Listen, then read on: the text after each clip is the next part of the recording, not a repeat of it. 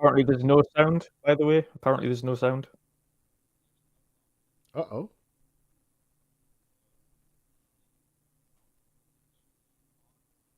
Yeah, everyone says muted. Testing Yeah, 1, 2. Testing. Yep, silence. Uh-oh. Woohoo! Yeah. Yeah.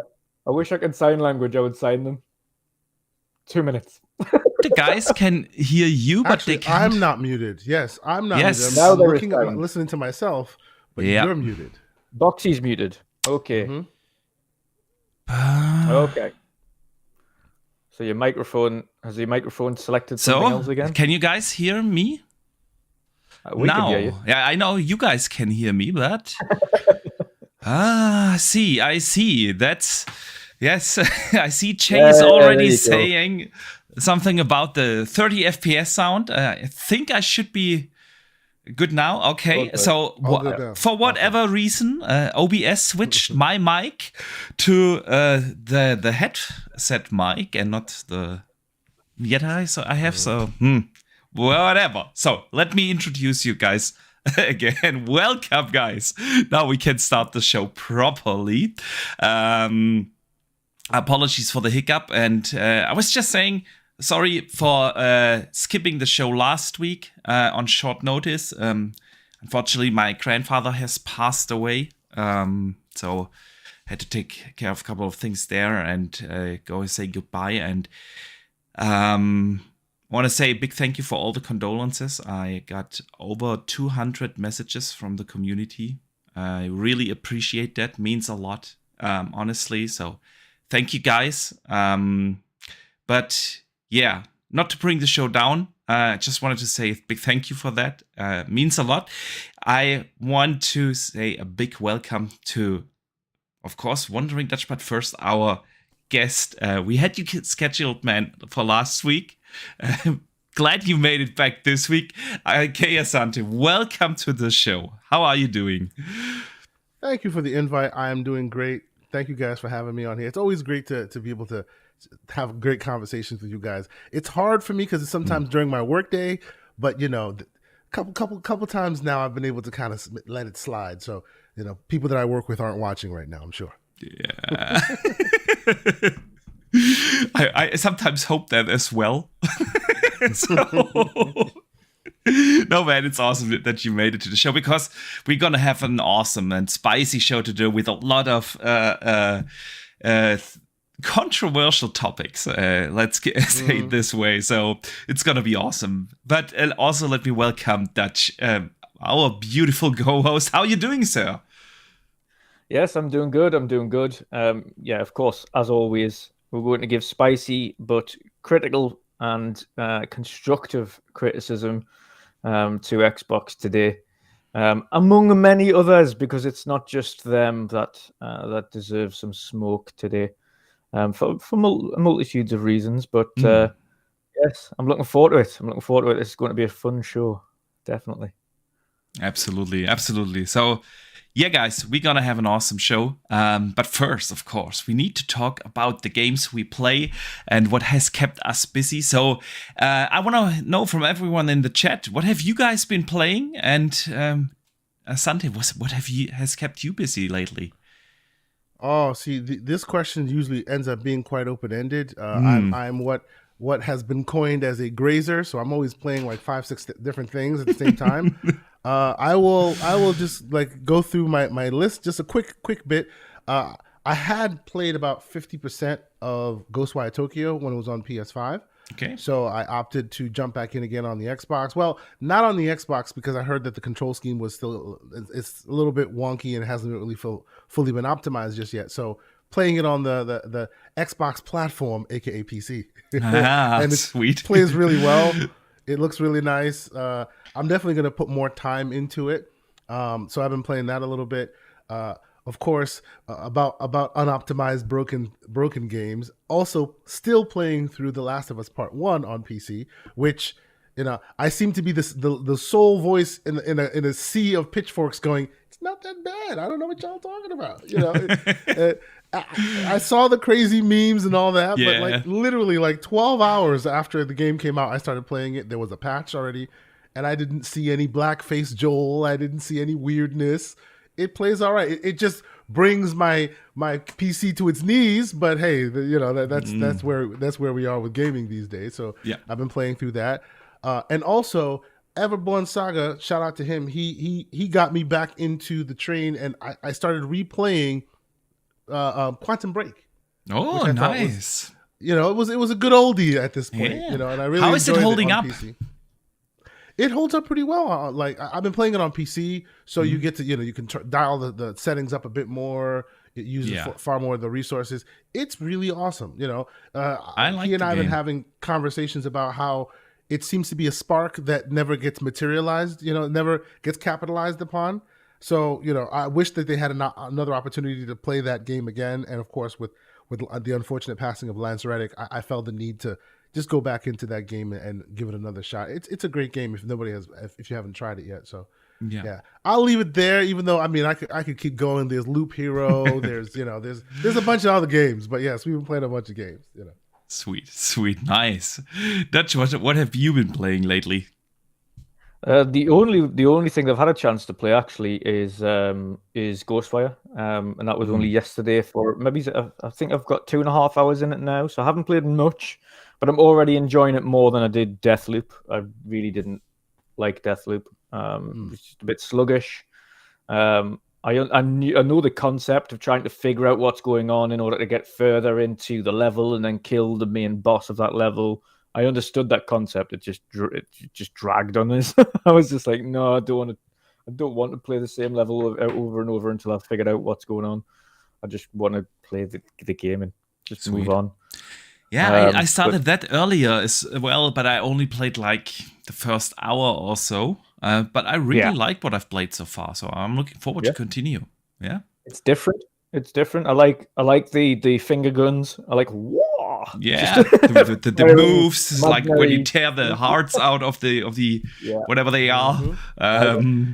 Even though we don't necessarily want a first person version, but it speaks Doctor Strange to me. Yeah, absolutely. Right? Doctors. Yeah, that's a good description. Yeah, I liked it. I really did.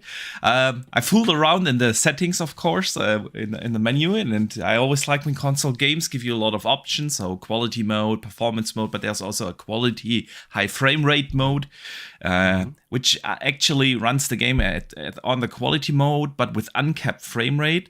And when you turn off then like stuff like the film grain and chromatic aberration and all that filmic nonsense, it makes the game not just look a lot better, but gives you even more overhead. And then with VRR, it's really butter smooth. So I like it. It's nice. That's the future proofing option. Yeah. The Series S even has those options, believe it or not. The Series S still has performance and quality mode, and you can still take off chromatic aberration and all that stuff. So nice. Obviously it doesn't have quality plus performance, but it has quality or performance, which is absolutely fine for Series S. And obviously that's usually where it's easier because that's connected. I'm still thinking about swapping them around at some point and putting the Series X here and doing some recording and stuff on Series X, but yeah, where do you play more on your desk in front of the PC or on the couch in front of the big screen? It depends on the game. If it's on like an FPS, then it's definitely here because I need to be in front of a high frame rate monitor with quick response times, like low milliseconds and things like that. And I actually play, believe it or not, I play FPS and racing games and things like that better on a smaller screen than I do on a large screen. I tend to find I play FPS games really bad, and this is like a fact. I know I play FPS games horrifically when I'm sitting and trying to play this on the Series X back there. Yeah. I am so bad at FPS games on a big screen. So you're a lean forward kind of gamer. Monitor. Yeah. Sweet. Get me in front of a nice high res, high frame rate, high refresh rate monitor with VR and things like that, and I'll be good. And you're good, but get me on a sofa. I am terrible. I am really bad. The sofa's reserved primarily for things like Jedi Fallen Order or Jedi Survivor and like chill like action adventure games that don't need like me to sit there and worry about input. Yeah. Okay. So yeah, other than that, outside of playing Ghostwire, I've just been working hard on the indie showcase, and that's it. Absolutely. How is that coming together, man? Yes, it's a couple of little things outstanding, but almost ready to press render. Almost. It's sitting there waiting for the final couple of things to be added in, and then it's awesome, man. Render. I know you've shown me a few things already, and yes, I know I can't talk about it, and that sucks because it's really exciting what I've seen, man. It's gonna be awesome. So good. So good. Yeah, so what have I been playing? I actually played quite a lot as of over the last days, just to distract myself. So I finished the game. I'm gonna put some gameplay on here right now. Resident Evil 4, the remake. I finished that. Fantastic remake. I loved it from start to finish. It's still the best Resident Evil, in my opinion. It looks great, it plays great, and they have changed just enough things so that when you get to that castle in the middle of the game, yeah, where like Act 2 basically is happening, and I was like, I can't remember that, and I finished the game multiple times back in the days on GameCube, and so I was like, I can't remember this, and I googled it, and they actually really changed the entire level design in the castle and everything, so it felt fresh, it felt new. But it still has like the right mixture in between action and horror and jump scares and whatnot, and it's just awesome from start to finish. So I played that. Then of course I played a lot of Age of Empires 4 again. So I told you that yesterday, Dutch.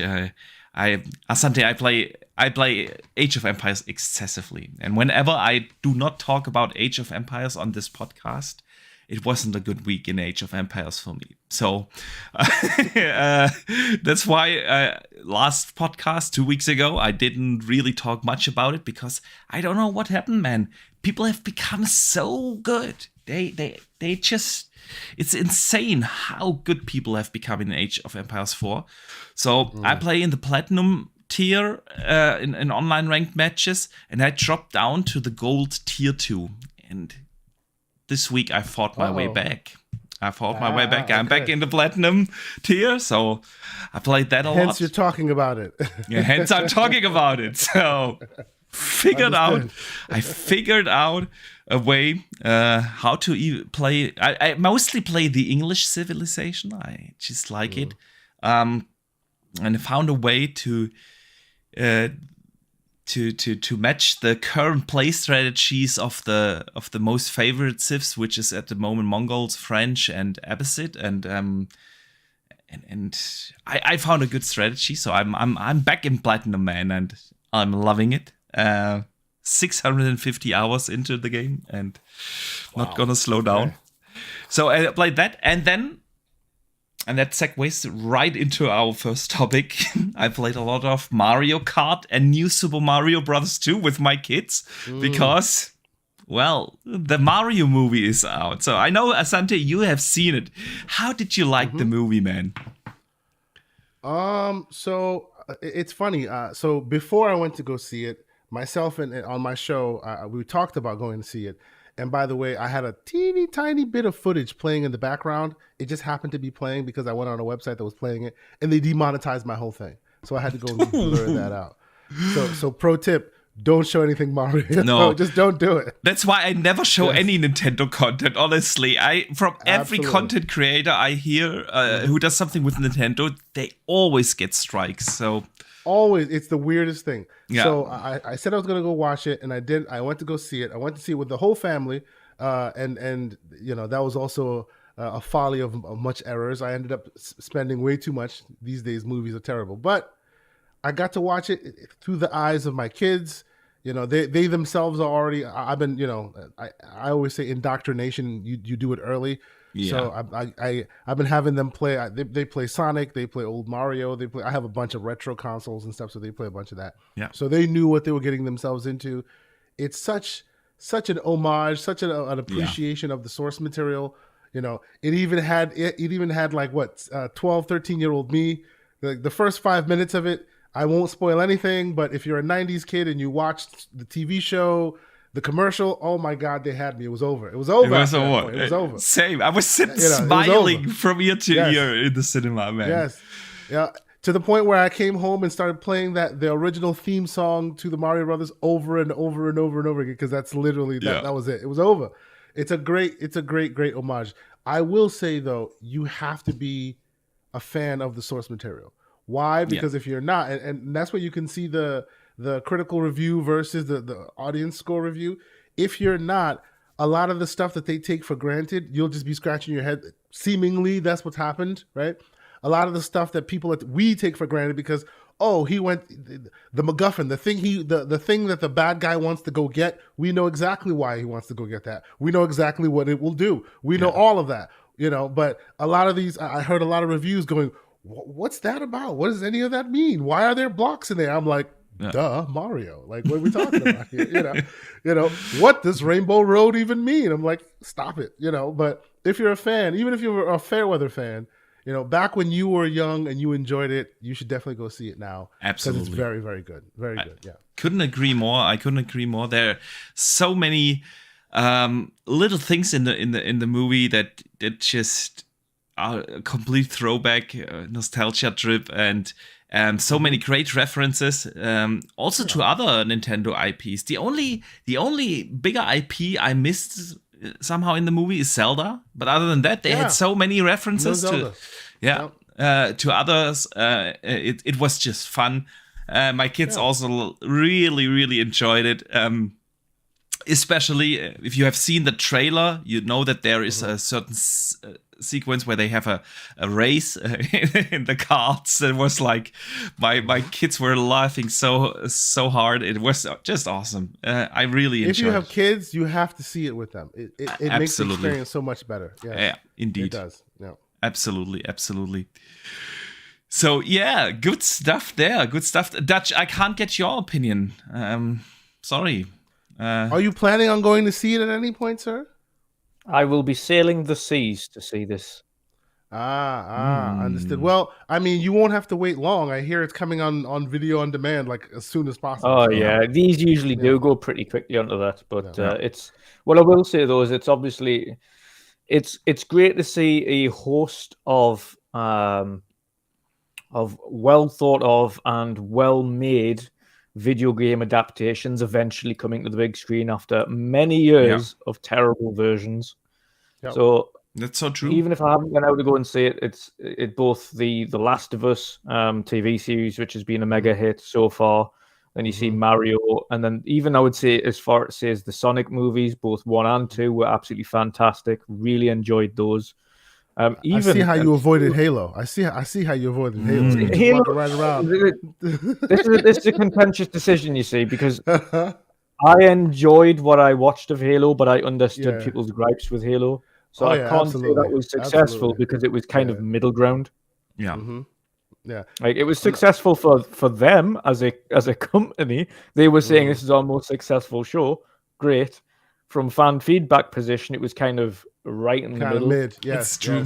Yes. Although you have to give them credit for at least having a proper budget. It was not like a cheap production or anything. It was like high quality in that regard. So, and I would have to say as well, the only other one that I've seen, the only other animated film that I've seen that's done a video game-esque character well, outside of awesome animes and things that we've seen on Netflix like Arcane and Cyberpunk. Outside of those, Detective Pikachu was a fantastic film. Absolutely. You know, that used to be the benchmark until these came out and started giving them a run for their money. No, you're absolutely right on that. I will give you my theory on why that is, not specifically Detective Pikachu, but it seems to me that every time you hear there's a movie based on an IP that's a strong game IP coming out, and the makers of said IP aren't left outside of the writer's room, then it becomes good. Like, You know, not just a representative, not just make sure that the shield noise from Halo is there or something. No, the writers are literally in the room forcing what's important, because the makers of said content of the film, of the adaptation, may not have the essence of what that thing is, but you have Druckmann right there telling you, hey, we're going to make it look like this. We're going to put this in here. We're going to make sure we don't remove. You know what I mean? And it seems like every time they insist on having the original creators there, and this is Nintendo. There's no way they were not there. They don't hand their IP off and then walk away. Yeah. You know, so and they've learned their lesson with that '90s movie too. So Yeah. Well, the only thing I would say is that you would have hoped that Sony would have done the same for Uncharted, but they went for AAA kind of headliners. Big A-listers instead of the ones that worked in the little teaser thing that we saw many years ago with Nathan Fillion.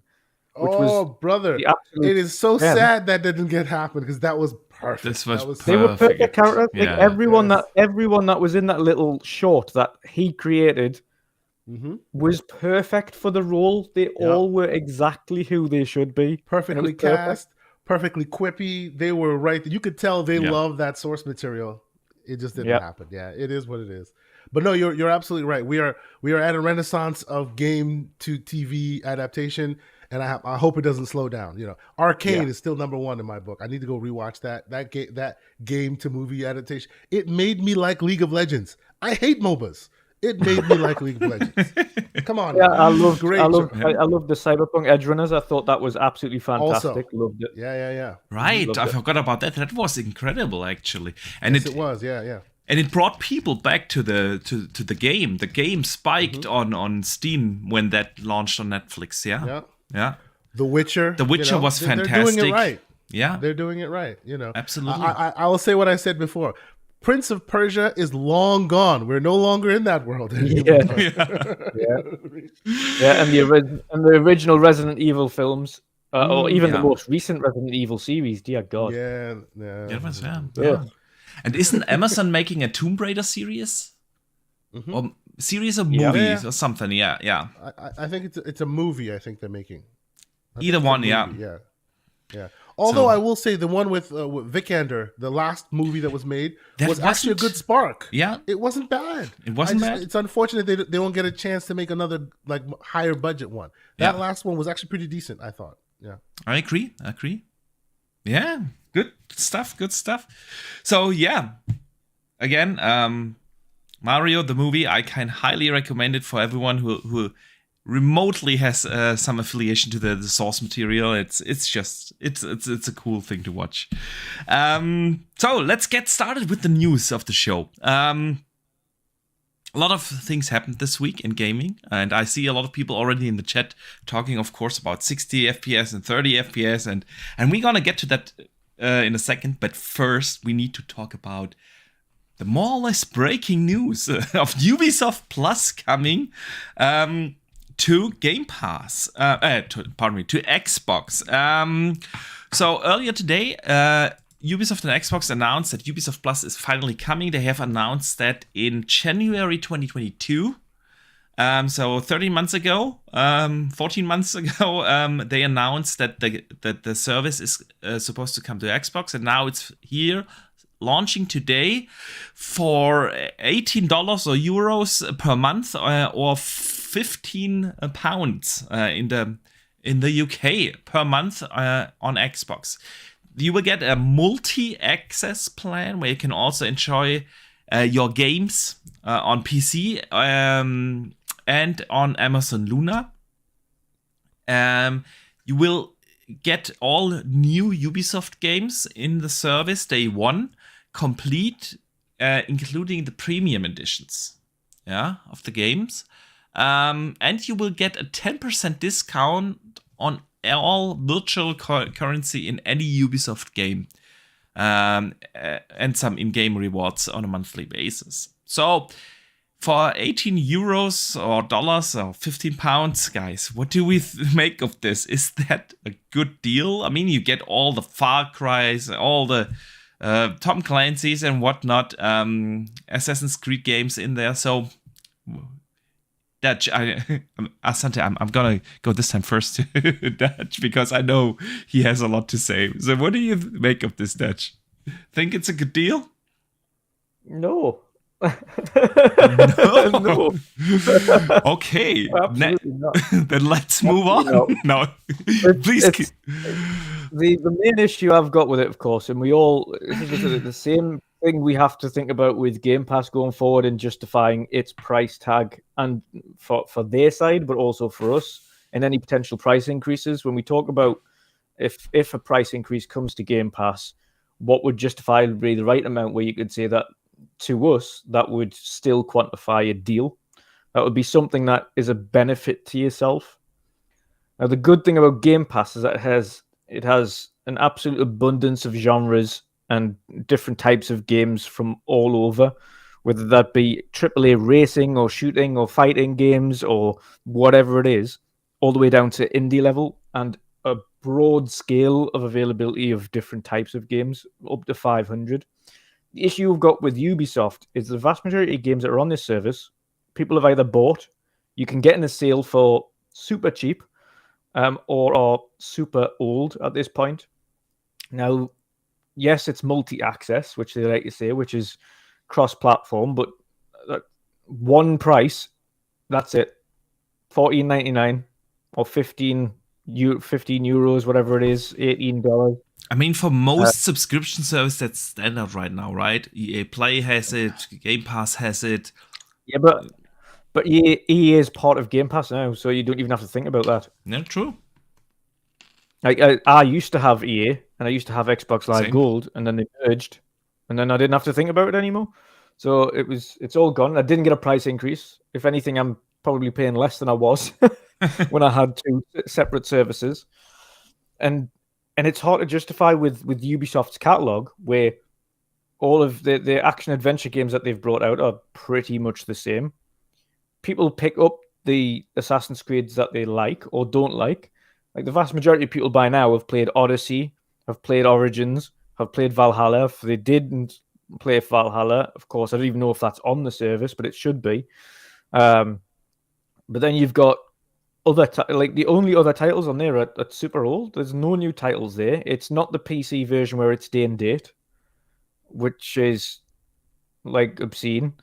It does say though that their most premium editions, though, so you do get the DLCs, but I don't know. I don't know if it's worth it. They don't give out enough games on a yearly basis to justify £15, and that's the difference. There isn't enough new additions to that service to justify it. Like if this was Game Pass, where they're constantly adding different types of games all the time, whether it be indie or first party or third party, triple A's or double A's or A games, whatever it is, there's always 6 to 10 new games every month. Yeah. Every month. Ubisoft cannot offer that because they don't put out that many games. Like, you'd be lucky if Ubisoft are releasing 3 or 4 games a year, at most. At most. You'd be lucky if it's. I mean, they had some years that were pretty awesome, where you could easily justify it, but then they have other years where it's definitely not worth it. So, yeah, I agree. So for me, it's the fact that the games that are in it are there isn't enough. Like, there's nothing there to justify. Like, and that by this point, because this service wasn't around for a while, the vast majority of people have already purchased any of the Ubisoft titles they've wanted to. Yeah. So would you pay $14.99 a month for the titles that you didn't really want to play and you weren't that bothered about? Or would you just go out and buy the singular title that you wanted to because you can probably get it second hand for less than $15? I mean, most of the Assassin's Creed games, for instance, are on the spring sale that is happening right now. So I think you can get Valhalla there, at least the standard version, for 15 euros at the moment. So, yeah. Yeah. So, yeah, I just think if you have a look at it as a going forward price and not like historically. Yeah. Like, for instance, it's got Riders Republic in there, but that went free to play anyway. It's got Rainbow Six in there, but that went free to play anyway. Then it had Rainbow Six Extraction, Monopoly, Rabbids, Far Cry 6, that's been on sale plenty of times. Ghost Recon Breakpoint, exactly the same. Legion's been on sale countless times. Scott Pilgrim, Uno, Anno, Starlink, Immortals Phoenix Rising was in Game Pass. Awesome game, by the way. The Assassin's Creed 3 Remastered, Division 2, everyone's played that for ages. Yep. Like, Ghost Recon Wildlands, that's super old. Transference, Odyssey, Far Cry New Dawn, Trials Rising, The Crew 2, Far Cry 5, Origins, South Park, Fractured Butthole, For Honor, Trackmania, Blood Dragon, Watch Dogs, The Crew, Steep, Division, Far Cry, Assassin's Creed Chronicles, Hungry Shark, Assassin's Creed Unity, Monopoly, Assassin's Creed Chronicles, China, Zombie. So there you go. Yeah. You see what I mean? Like, this is is that £15 a month? That's not £15. It's not, and they're not bringing out enough new games on an annual basis for me to justify the price tag. You think. When you have a look at the competitors, even on Sony's side, like Sony's got a huge portfolio of games in PS Plus and PS Plus Premium, and PS Plus Extra, which is kind of the middle ground ones, like $12.99. You get the vast majority of games in there, and you get a lot of new additions in there on a monthly basis. Even Sony's PS Plus Extra is better than Ubisoft Plus, this Ubisoft kind of cross-platform kind of thing that they've got going on here. But yeah, it just doesn't. You've got to look at it, and that's what you have to do. Compare that service versus Game Pass and PS Plus, and say, how do they justify that price tag versus competitive services? And ultimately, it doesn't. It just doesn't. Yeah, that's a fair point. What do you think, Asante? I don't see any different. Like you guys have said it expertly. This is a service for a time that has long passed. Right? There was a time where they were hitting on all cylinders. They had lots of different offerings. Like I think I own every Ubisoft game. I just do. Like I own every Ubisoft game. But to Dutch's point, to stoking of the fire's point. That's a long time ago, right? Yeah. You to the point where you now own all of them. They are not what they used to be. They don't release things at a clip like they used to anymore. Recently on the Steam sale, I bought every single Prince of Persia franchise for $7, like all of them, in one franchise sale for $7. And now I can play it on my Steam Deck, or I can play it someplace else. I can relive those old franchises. They don't release things in a cadence that they used to anymore. So it doesn't make this price justifiable. Absolutely not. I don't think it's justifiable at all. I'm not surprised because, how else are they going to be able to feed what they need to feed? Myself and Everborn were having a back and forth about it. Their income, the cost to make these games is way more than the money they make back. They make a fraction of the money back. So it's like they really need to do something to kind of get more money in their pocket, and that's what it seems like this is a play for. We were actually batting around the idea, and I'll give credit to Everborn on this one. How about instead of all of this, just work out some deal with Microsoft, have them cover all the costs of operation for your games, and then put them all day one in Game Pass. Yeah. Then at least you have money coming in. I want to add to it as well, actually. For those without a gaming PC, there are 47 titles in the service. Exactly. Yeah. Those with a PC adds an additional 169. Yeah. If you have a PC, but if you don't and you're just an Xbox gamer, there's only 47 games in the service. Absolutely. Yeah. It makes it not worth it if you are a console only gamer. Yeah. If you're a console only gamer, this is not a good service for you. Even if you are a console with PC gamer, right? It could be a good service for you, but chances are you've bought all these games already because they're older. Yeah. Right? At least the ones you're interested anyway. I do agree. I own also not all Ubisoft games, but a lot of them. I'd say 80%, if not 90% for me. Like I tend to be their target audience. I love all the Assassin's Creed, too. So I played them all. I love Watch Dogs. I like what they're doing. Yeah. Yes. The Division, Same. I played the heck out of that. Same. So Far Cry. and so on. I even like Watch Dogs 1 and Yes. 2, all that stuff. Absolutely. So I've played them. There are no new instances, and it seems like where ABK is now, where they just removed everything else and became the COD company. That's what Ubisoft is doing with Assassin's Creed and a few of their other franchises. Yes. Which makes it really sad when you want to have a subscription service because there's no variety. Yeah. Right? You can't have a subscription service with just 4 IPs that keep getting iterated upon over and over and over and over and over again. So it is what it is. It's kind of hilarious that they dropped it this way, because I have a feeling that Microsoft went, yeah, this is not the fanfare that we think it's going to be. So why don't you just put the video out? It's fine. Yeah. Whereas EA Play was like felt that it way. was a moment. Yeah. Oh yeah, when EA dropped in Game Pass and then they combined the services, they made a big fuss about, because people were, oh, that's awesome, we're getting more value for the same price.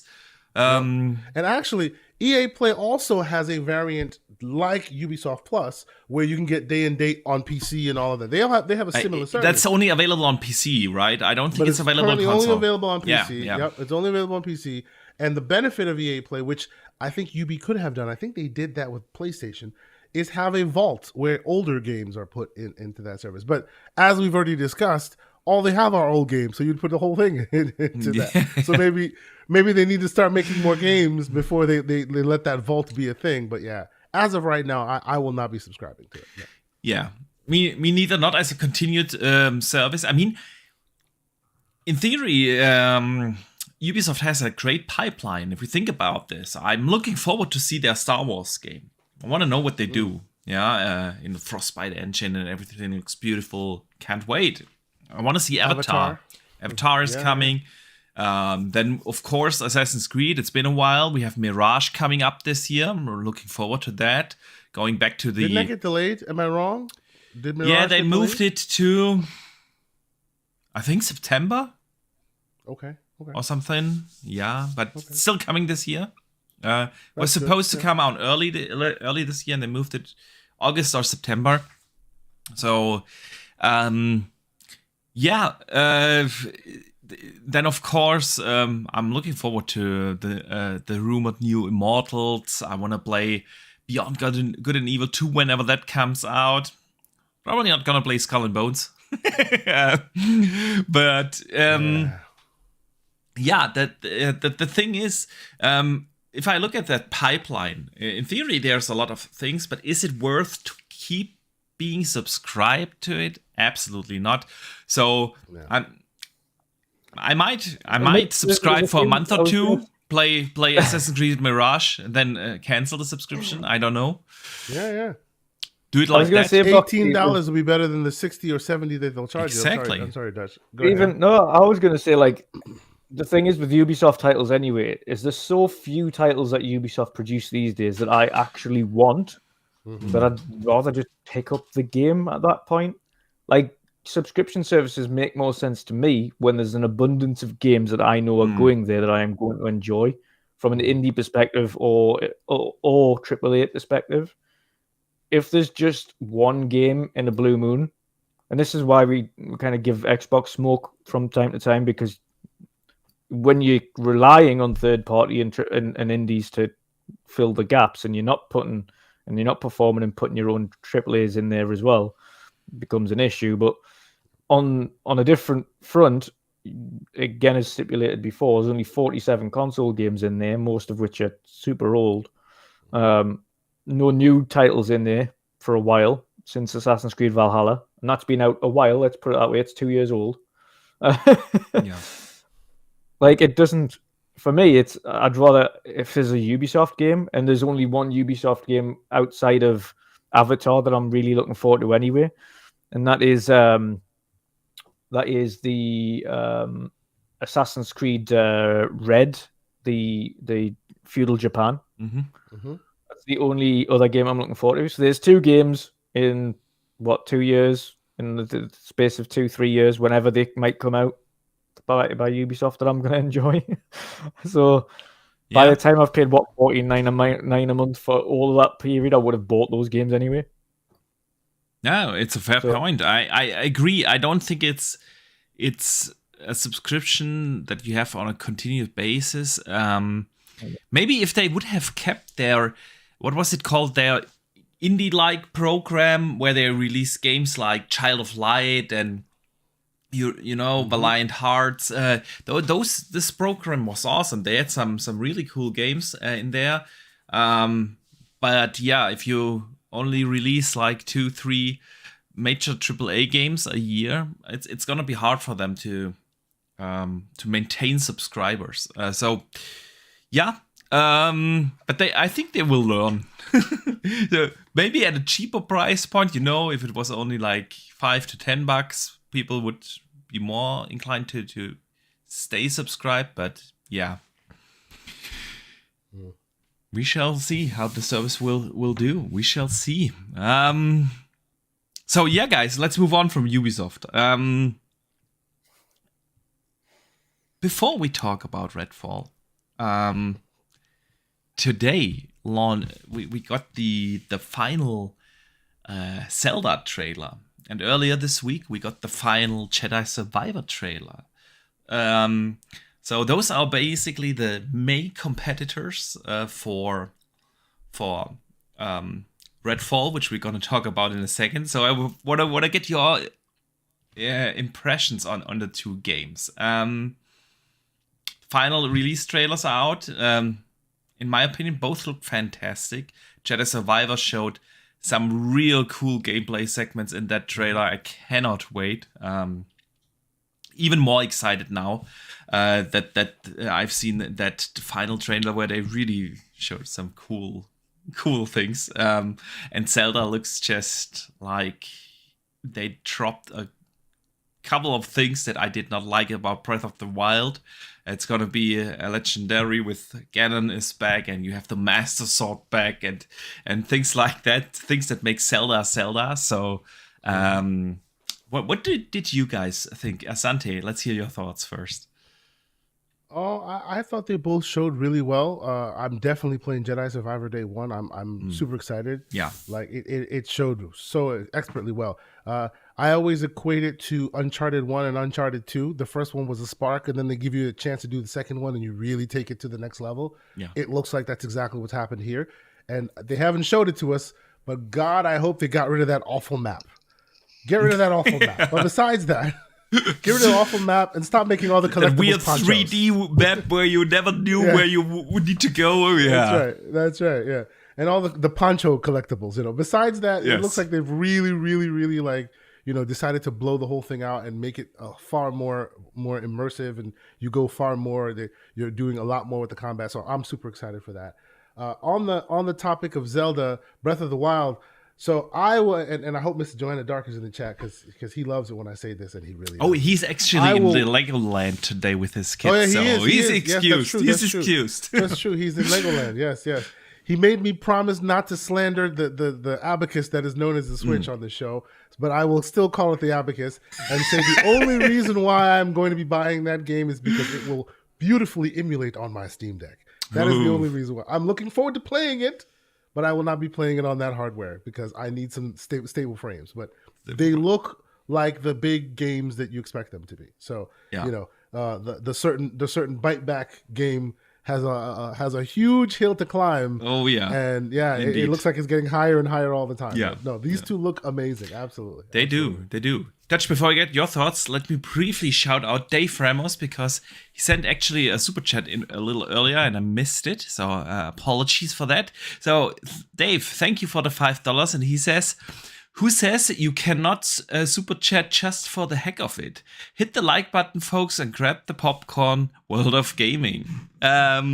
Thank you, man. Thank you. Appreciate the support. And yeah, we have a little bit above 70 concurrent live views at the moment.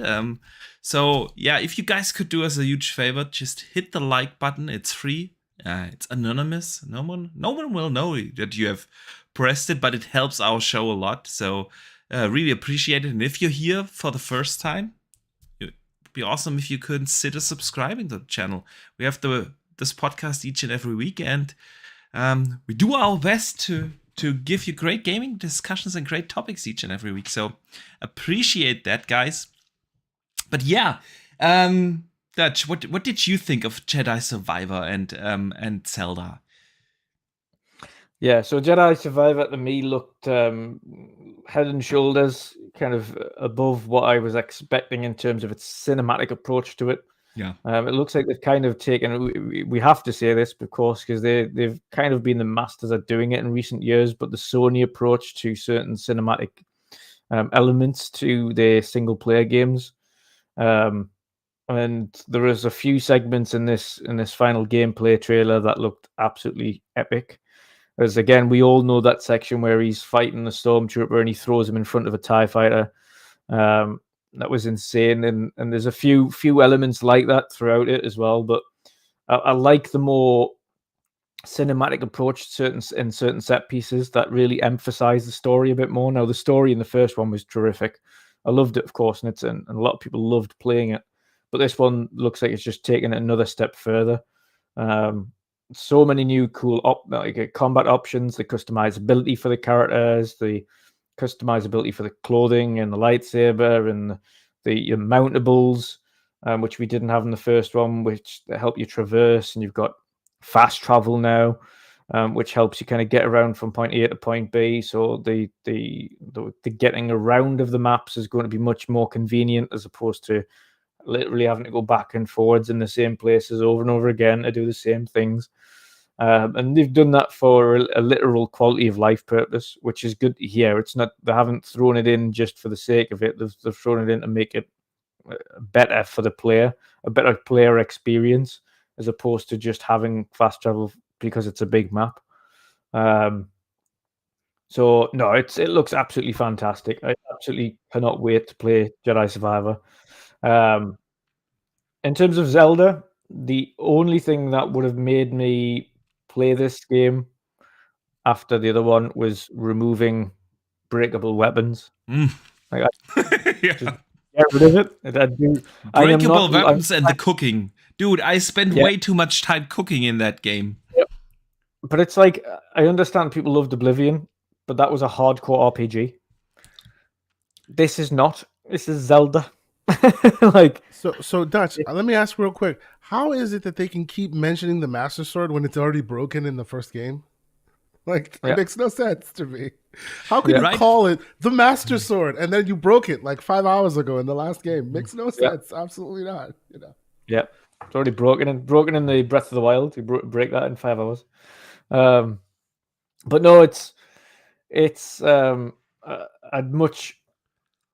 I'd much rather they removed that This is a personal preference. People still like having it in, but I would have enjoyed the first one far more if they didn't have breakable weapons in. It was more of an inconvenience than it was something that you had that was enjoyable. Yeah. Like, you make games to make them enjoyable, not to make do really inconvenient things. Like you get a mallet and you're hitting somebody with it for a while, and then you have to get rid of it or find another one. You can't repair it. Yeah, yeah. That's one of the things. I thought Breath of the Wild was a good game, but was it the best Zelda game like everyone made it out to be? Absolutely not. It's not even in my top 5, and there are multiple reasons for it. One thing you mentioned, I thought it became really annoying over time, and it did not make sense that you were able to break the Master Sword in 3 fights. Also, for the open world felt on certain parts really empty. There wasn't much to discover. Yes, you were able to climb everything, but hey, I could do that 15 years ago in an Assassin's Creed game where I could climb every building. Yeah, so and I missed the dungeons. That's my main thing. Zelda has always been this Metroidvania kind of experience. Where you, I don't know, find the bow, and with that you can enter the next dungeon, and there you find the bombs, and you know what I mean. This is the Zelda loop, and I missed that. We only had 3 major dungeons throughout the entire game. Yes, there were the little riddle things, but this looks different this time. We've seen it in the trailer. We've seen dungeons. We've seen our legendary I mean, you could play through the entire Breath of the Wild story and not even find the Master Sword. It wasn't even tied into the story or anything. So yeah, this is looking like it's gonna be what I want from a Zelda. So I'm now actually even more hyped, and I cannot wait. And I see Sin in the chat. He says his favorite is Ocarina of Time and Twilight Princess, and that is awesome that you mentioned. It's a good shout. Because Twilight Princess is one very underrated Zelda. I wish if I had one wish, which game they remake, because Nintendo remakes everything, do Twilight Princess. They did last year or 2 years ago, was it? Skyward Sword. No one asked for Skyward Sword, guys. Yeah, do Twilight Princess. So yeah, and we've just got all we have to hope for at this point as well, and I don't doubt it will, but all we have to hope for is that this releases in a better way than Pokemon did in terms of performance. Now, I didn't I played Pokemon. I played Pokemon docked 90% of the time, and it was fine. But in handheld, it was terrible. Yeah, I think this is going to be interesting. We've seen this game as a docked version presentation. We haven't seen how it reacts in a handheld manner. And the further this goes on, the further the hardware starts to seriously hold back. You see what I call it, the abacus. I'm just saying, forgive me. So I will once again reiterate, that's why I'm playing it on the Steam Deck. And oh, by the way, on the deck, there's a setting to make all weapons unbreakable. So there you go. Thank God for that. There you go. Yeah. So yeah, Dustin Lambert in the chat says a ton of people ask for Skyward Sword without motion control. I do agree. Of course, the motion controls is something people did not like in Skyward Sword, but I did not see many people, honestly. But it might be just my bubble that I follow on Twitter. They are mostly not Nintendo guys. I gotta give you that, man. So yeah, two big games coming out. One is, of course, Multiplat coming out 3 days before Redfall, and the other one is coming out 10 days after Redfall. And sandwiched in between those two juggernauts, Star Wars and Zelda, we have Redfall coming, and where Redfall got some controversy yesterday. And before I give my thoughts on the announcement that Redfall is gonna run at 30 FPS, I want to hear, of course, Asante's thoughts, because I know your opinion, Dutch, but we will hear it anyway. But Asante, what do you think?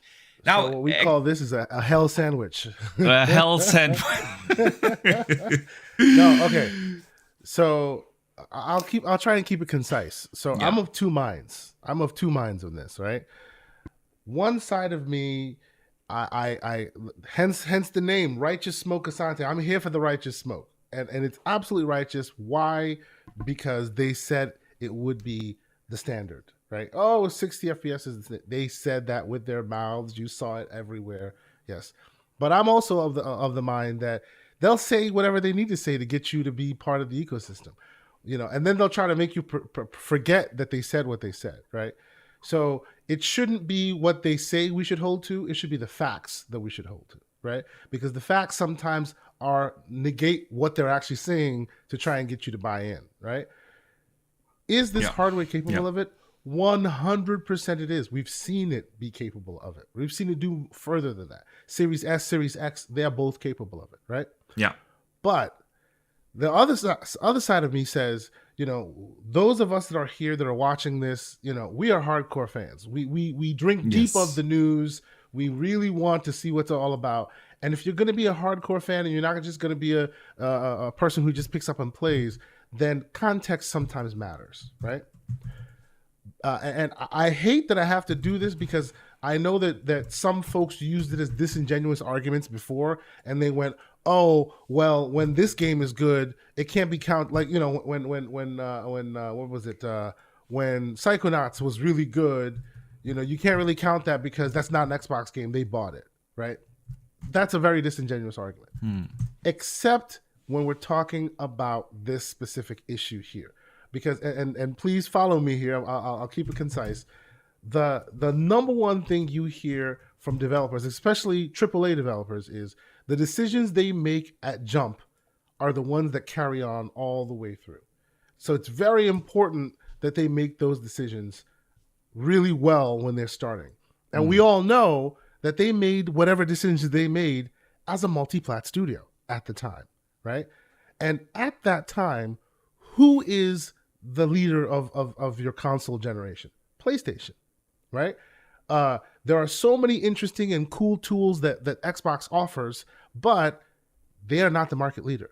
So the eyeballs and the buyers aren't there by and large compared to PlayStation. So, like for instance, mesh shaders and things like that you hear about, right?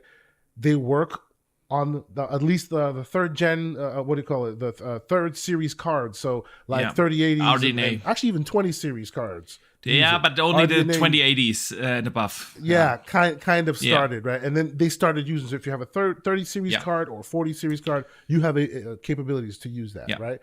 Obviously, the Xbox has it as well. PlayStation did not full bore go into that department, so they don't have that feature.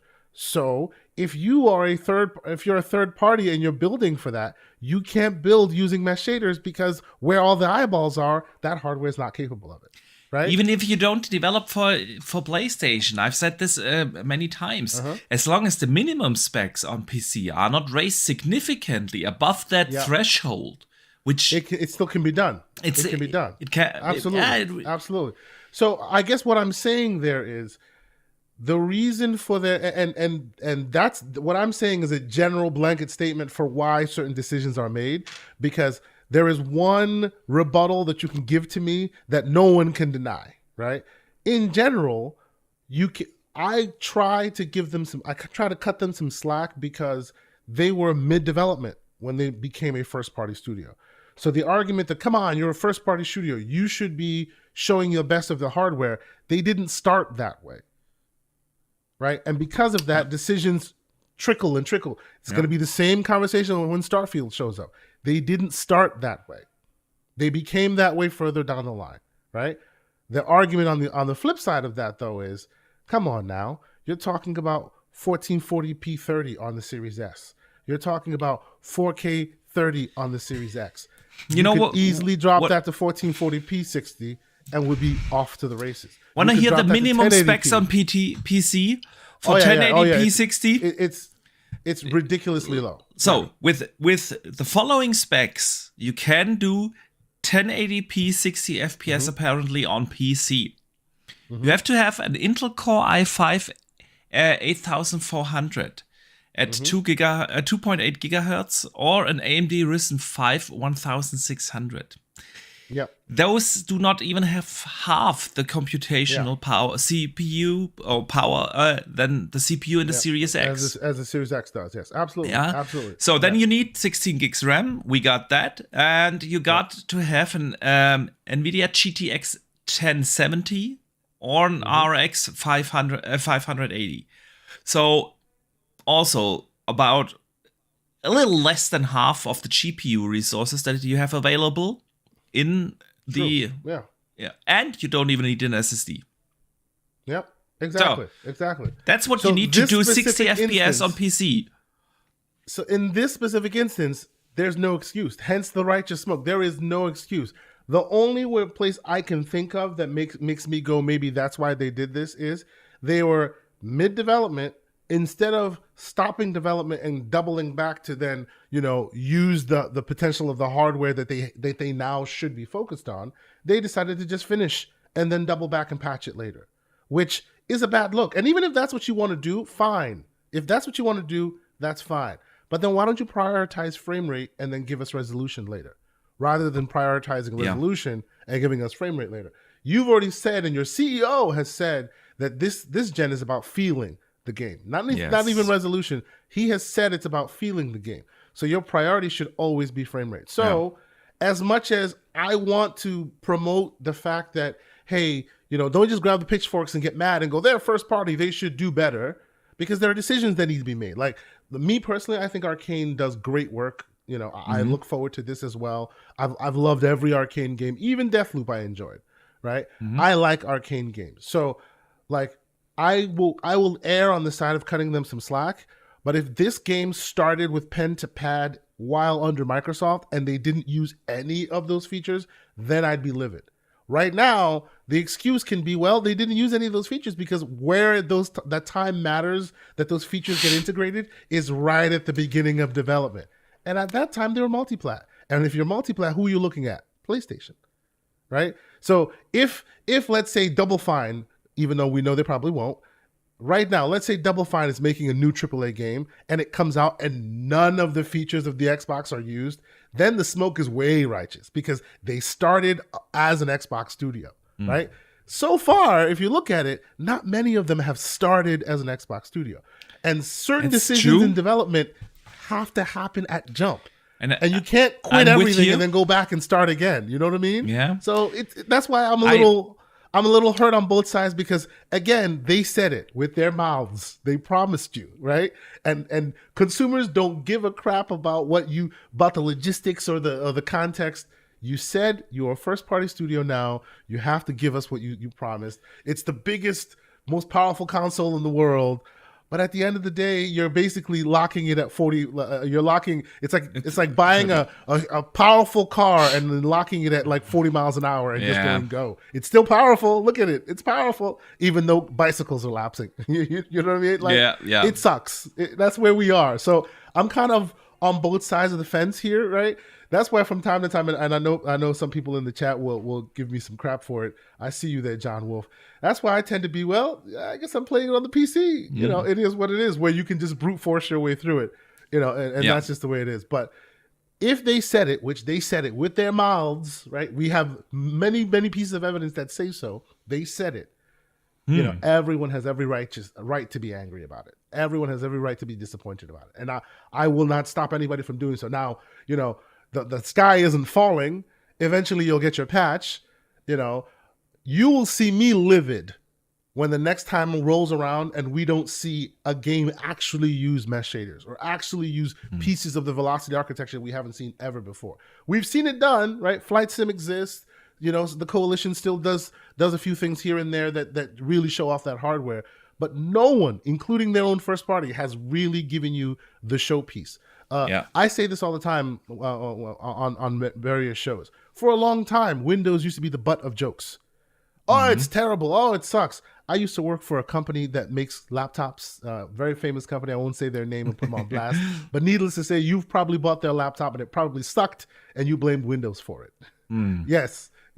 Yeah, it probably sucked. You bought their laptop at some point. You paid cheap prices. I know who you used to work for, and I did not touch their product. Okay, good job for you, sir. Good job. But and then when that happens, you blame Windows, right? Yeah. So eventually, what did Microsoft do? They got sick and tired of that crap, and they made the Surface brand. It's the same thing on the phone side where people always talk about Android, and they're just like, well, all Androids are slow. Exactly. No, that's false. Exactly. It's a blanket false. Yeah. Completely false. So eventually, Microsoft gets sick and tired of it and goes, okay, here's the benchmark, our Surface brand. Everything here is hardware, software built together. So from then on, you can't complain anymore when you see a bad representation of it. They're letting these games set the bad narrative. And we're looking for their first party to be the new benchmark. And so far, they haven't done that. So the smoke is righteous, in my opinion. Yeah, it is. It is. I will comment on a few things you said in a second. Please, yes. But I need to hear Dutch's thoughts first. I want to be a polite host here before Absolutely. Dutch, let us know your thoughts. I mean, the Twitter streets are wild today, so a lot of people have strong opinions on this, and many do not just seem to be on the fact that the game itself has 30 FPS, but more towards the overall look of the Xbox brand. So what do you think about this? So I'll start with a good old parental saying here. I'm not angry. I'm just disappointed. So, right, we've got there's a number of things here, right, that we have to call out first and foremost. Asante has pointed out one of them, and that is that Xbox themselves stipulated that the standard for this gen is 60 frames. Yes. Up to 120. That is the standard that they set themselves. We did not set them that standard. They set that standard themselves. Absolutely. If that wasn't something that they'd set, then we wouldn't be talking about it today, because we couldn't hold their feet to the fire and say, you said this, so why aren't you achieving it? There's one of the issues. Second issue we had this time round is that every bit of footage that they've showed for this game so far has been 4K 60. Yeah. Everything. Every bit of press and everything that they've shown, gameplay trailers, the Absolutely. likes, has all 4K 60. Everything.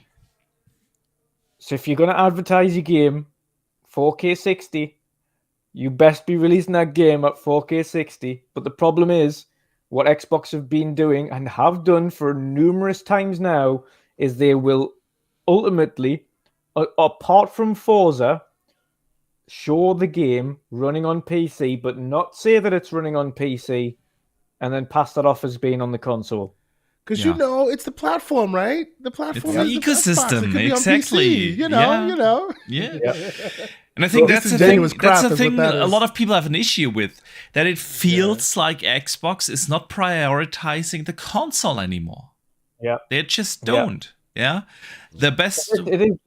They've went down the route. They have went down the route. They are going on. You can play everywhere, etc., etc., etc. And people have rightly pointed out they're starting to release more of the games now on PC first, and then come to Xbox instead of the opposite way around. HRR, etc. Or if it's an Xbox game, then it'll release on Xbox and PC day one. But it's not the opposite if it's the other way around. If it's a PC game that they have to make an Xbox version, they go, no, the Xbox version will be there in a while.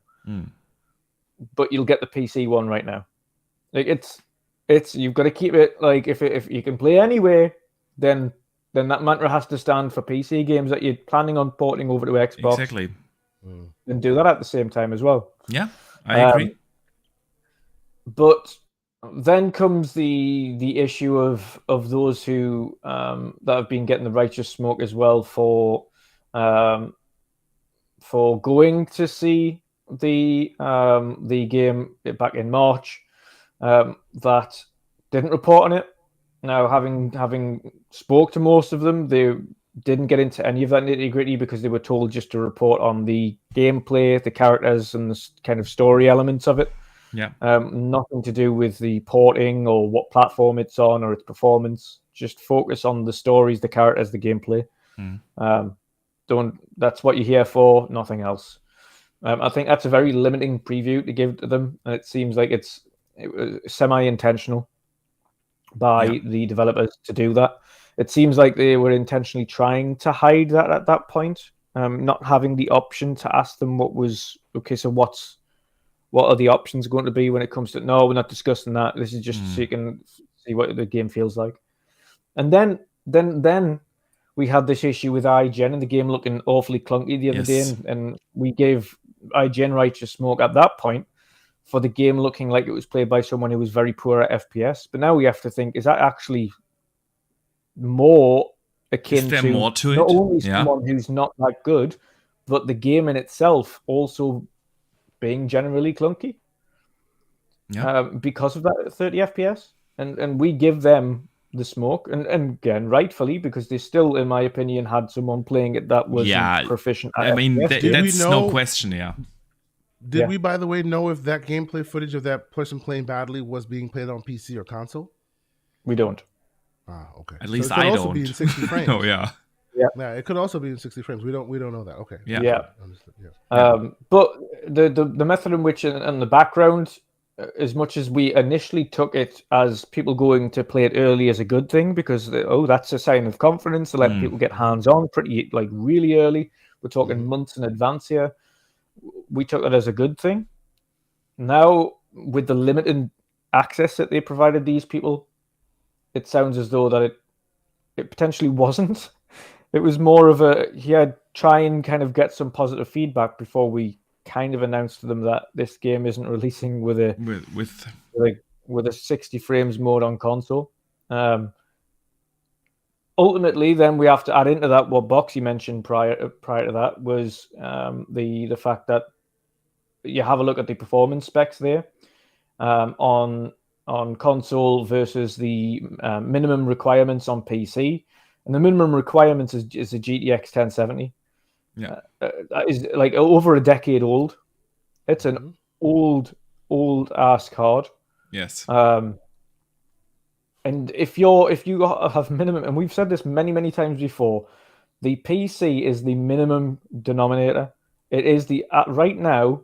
If that PC version, if it's coming out for PC and console, and that PC version is like a GTX 9070 or a 1070 or still in the tens range, the console is not to blame for performance issues. Yeah, it's not.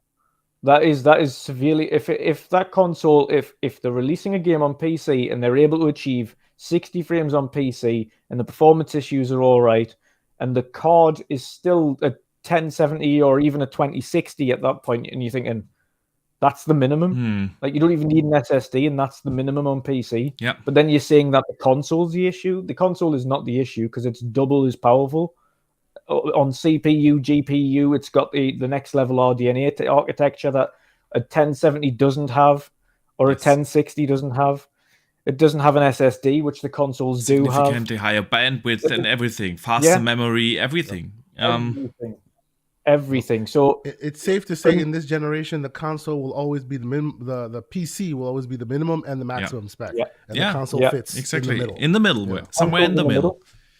As long as that minimum spec requirement on PC is below that of the current and significantly below that of the current gen consoles, then it's not a console issue, and there's something going wrong on the back end.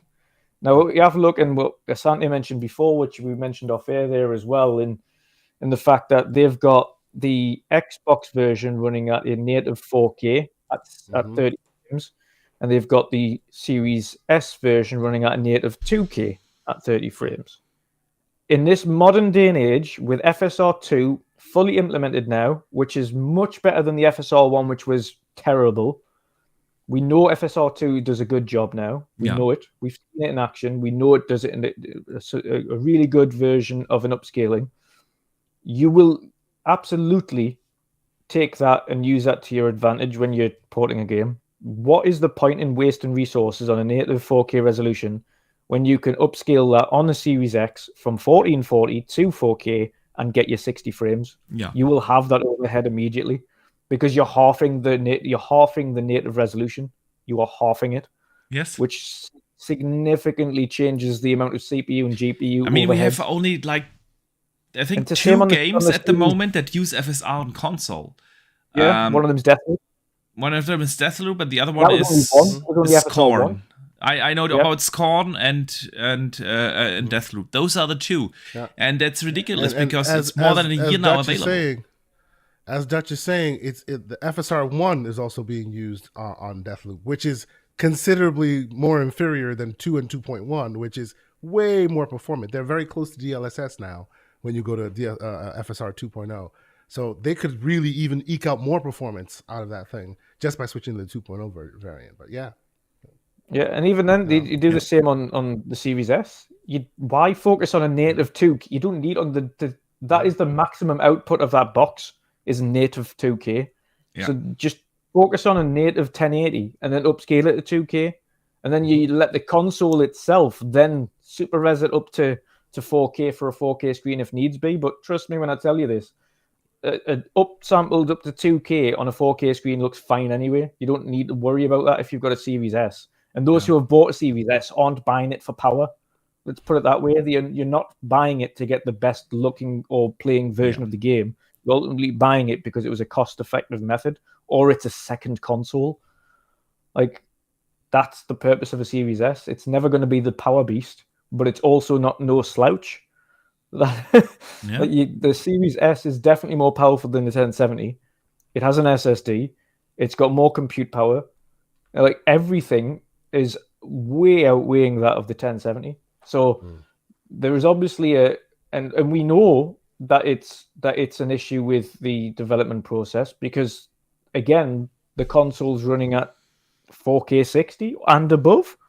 Sorry, the PC, which is where myself, probably Asante, and Boxy will be playing it, no doubt. But kind of there are also games in between that they'll probably take our time anyway, and we'll kind of leave this a couple of days, let it get patched, see what happens, see what the news happens in between that time. We've got, again, he's mentioned previously, Zelda and Jedi Survivor in the same within a week either side of this game as well. So it's not doing itself any favors.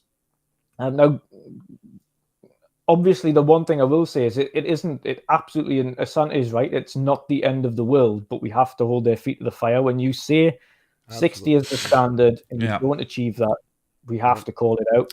It isn't the end of the world for all people, because on the grand scale, us content creators, myself, Boxy, Asante, everybody that's listening in chat that loves video games enough to listen to us talk about video games every week on our multiple shows, which we thank you for.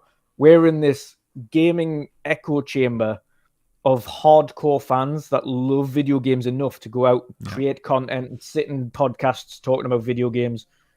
The general public that probably don't know Redfall exists, but the ones that do play it aren't going to be bothered about 60 or 30. And that is another side fact that we kind of have to get to grips with.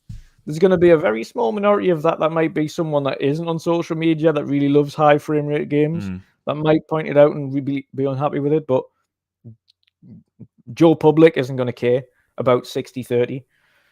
The hardcore that's the thing. Your average Joe does not know what is the difference in between a 30 and a 60, but he absolutely knows that a Call of Duty for more than a decade now feels just good to play, while others who just do not. And the reason are the 60 FPS. But by that point, Boxy, if they've purchased Redfall after the fact, for instance, by that point, it's too late. They've bought the game so they're going to have to either trade it in or something, or they'll have it on Game Pass if they're lucky enough to have Game Pass and they try it on that. So by that point, they'll have not tried the game to know it's slower than COD. On a front flip, for me, the 60 frames thing, for me personally, is a genre by genre thing that I consider. For me specifically, FPS games should be 60 frames. End. Same with racing simulators or any simulators for that matter. Outside of Flight Sim on console, which was a technical marvel, like the fact that that's running on console in the first place, it needs hats off, regardless of the fact that it was at 30 frames, because that thing is just insane in terms of its technical landscape. When you're talking about racing sim or anything like that, or when you're talking about FPS games, not specifically TPS because it's got a very different feel to it, but FPS games specifically, that has to be 60. It has to be. It feels. So can I ask you a question? I have two questions that I think will illuminate my thoughts on this. One, the first question I want to ask about the situation. So do you think, to your point, that you think that the general public may not have the parlance to be able to know what they want? Do you think that's the reason why Microsoft is taking that risk and going, you know what, we have some hardcore that'd be pissed, but the needs of the few don't outweigh the needs of the many. The rest of them will be fine. Let's just drop it out there. We'll fix it later. Let them complain for a while. They're just a small bunch. And two, do you think that they should have just delayed this thing again? I think the issue they've got right this second now, and I don't want to discount Minecraft Legends, but I'm going to have to in this instance because it is not a major AAA game that the vast majority of us or the public are bothered about. It's a nice game. It's a one I'll potentially try out, but is it something you'd jump for? Is it a system seller? Is it a potential massive new IP? No. It's a nice little addition, but it's not this big, massive system seller. When you're looking at what is remaining in this first half of the year for Microsoft, The only game left that they have to release within this 12-month window, first party, is Redfall. Their remake at this stage, to me, this shouts that get this game out at quality mode only and patch it in afterwards. We are not missing this window. And at the end, we having a quality mode. Yeah. A lot of advertisement this day, especially from Xbox, because they don't have a marketing department, is done viral. Yeah. And so what they will use as advertisement is short clips, screenshots, and stuff like that people post on socials. And they just look better in the quality mode than in the FPS, the performance mode. So I think that plays also a lot of things. If it's okay, I jump in here real quick. I need to shout out Paul AFC, who sends in a channel member chat because he's a channel member since 22 months now, which is absolutely awesome, man. So he says, Evening Brothers, everything they have shown now has to be questioned, including Forza. The trend to show Xbox games on PC now needs to end. I definitely do agree that they need to be transparent on what they recorded it. Put a little, I don't know, record it on PC, record it on Xbox Series X or whatever on the bottom. And I do agree that I have the feeling that they kind of abandon these days a little bit the core audience that made the brand big, the console gamers. And they focus a lot on PC. They focus now on cloud and on now with the entire ABK thing on mobile and everything. But as console gamers, we are the core gamers that made the brand big, and we feel neglected. We said it before, Boxy, as well, to add to this, and Asante will say the same thing because he's got a good PC as well.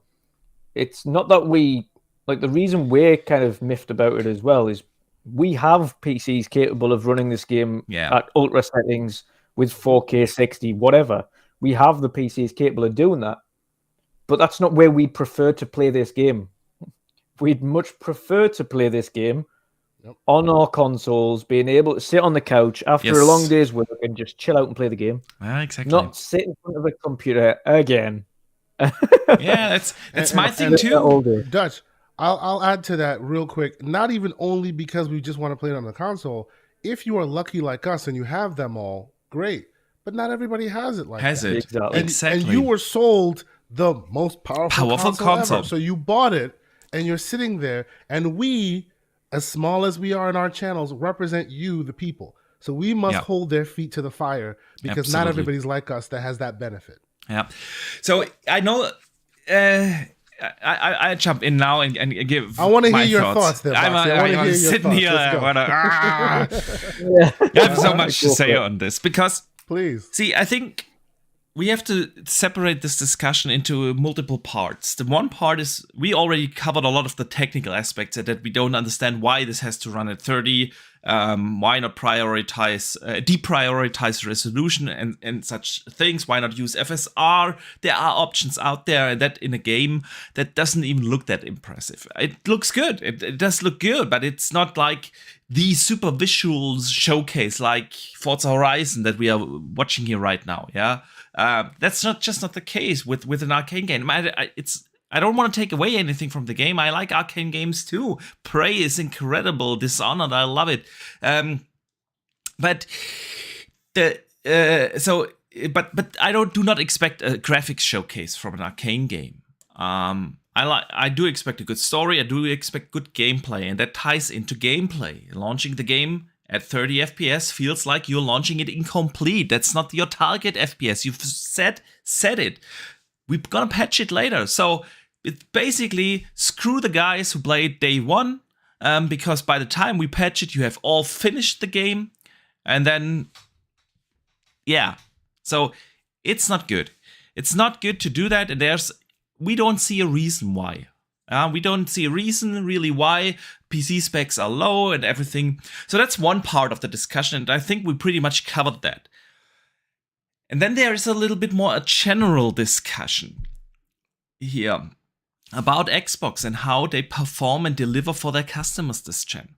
And I think if we look at this solely from the fact that, okay, this game launches now at 30 FPS and not 60, and it will get patched, I don't know, 4-8 weeks after launch to 60, it wouldn't be such a big deal. I played Gotham Knights at 30 FPS last year.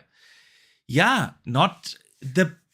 It didn't set the world on fire. It's okay. I didn't like it. I would have preferred to play it on 60 on a console, but that's what it is. And it still runs at 30. Apparently they have targeted 30 with that game. Period. That's it. Okay, deal with it. The thing here is that Xbox fans get constantly disappointed by Xbox. They consistently fail to deliver wins for Xbox fans.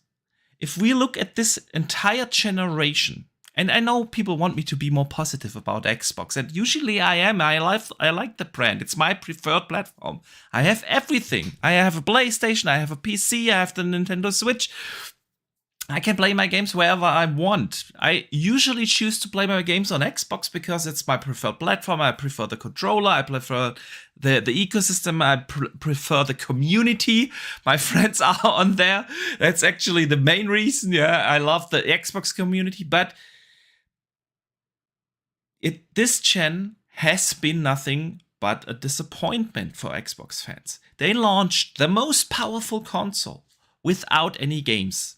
Without a game. They have not shown gameplay running on the Xbox Series X up until 3 days before the launch of the console. The game launched, no games available for 8 or 9 months. Then they had 2 exclusives with Forza Horizon and Halo Infinite.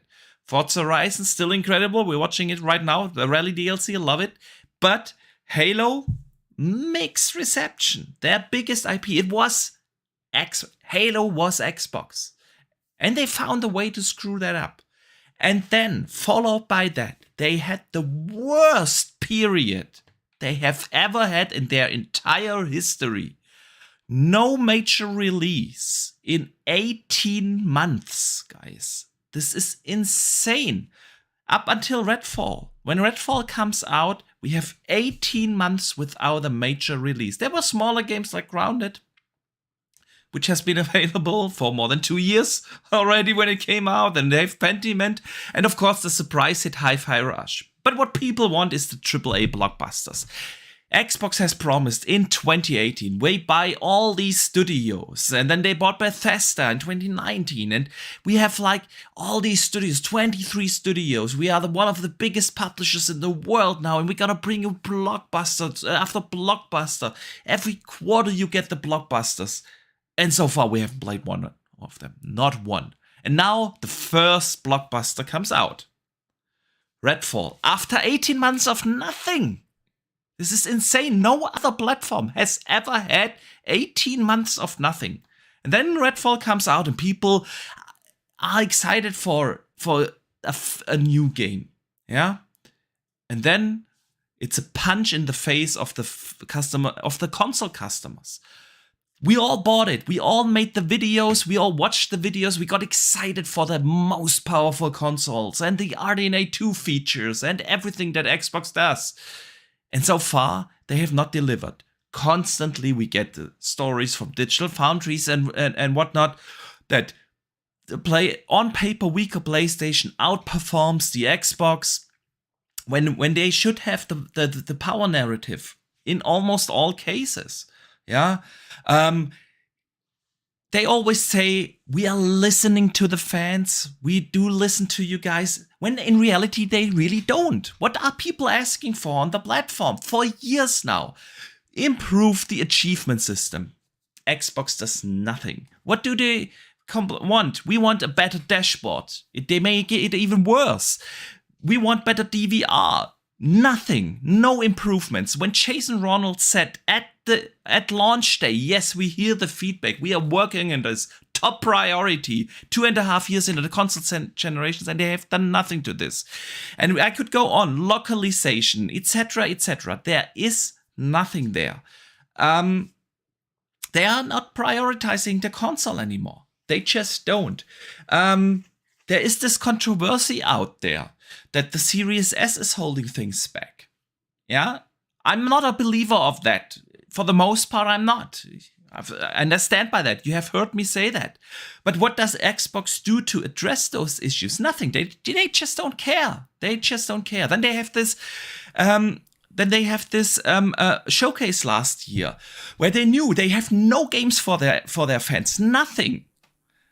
Oh, but we have the 12 months. We have the 12 months, guys. And here are the 3 games you can look forward to: Starfield, Forza, and Redfall. And 2 of them have already moved out of the 12-month window. We still don't even know when Forza is gonna come out, if it's gonna come out this year or whenever.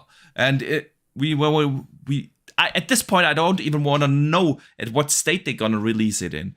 Yeah, and Redfall has been delayed for a year. They had their fair share of extra time to adjust to being a first party, to being an exclusive, to be the first next-gen only game. And now they come out with this. And I think a lot of these things... or a lot of the anger right now that I'm feeling, and I see a lot of people in the community feeling about 30 FPS in Redfall, is really not about 30 FPS in Redfall. It's about the constant disappointments that Xbox provides to their fan base right now. And after saying the same similar things yesterday, Dutch, on the podcast, I already lost like 50 subs on my channel. It's okay, guys. You can rest assured you will always get my honest opinion in here. And sometimes it's praise and sometimes it's dislike. And this gen has been not good for Xbox. It has been... So odd. That's so odd, that you've lost 50 subs when we gained subs yesterday. What happened? I don't know. I know some people just want me to praise Xbox all the time. I know. And that's the thing. If I look at theory to the future, if I look to the future still, if I look at all the announced games that are coming down the line, the games I'm most excited for, at least the games that we know of, are on the Xbox platform. I'm a super big RPG fan. Everyone knows that.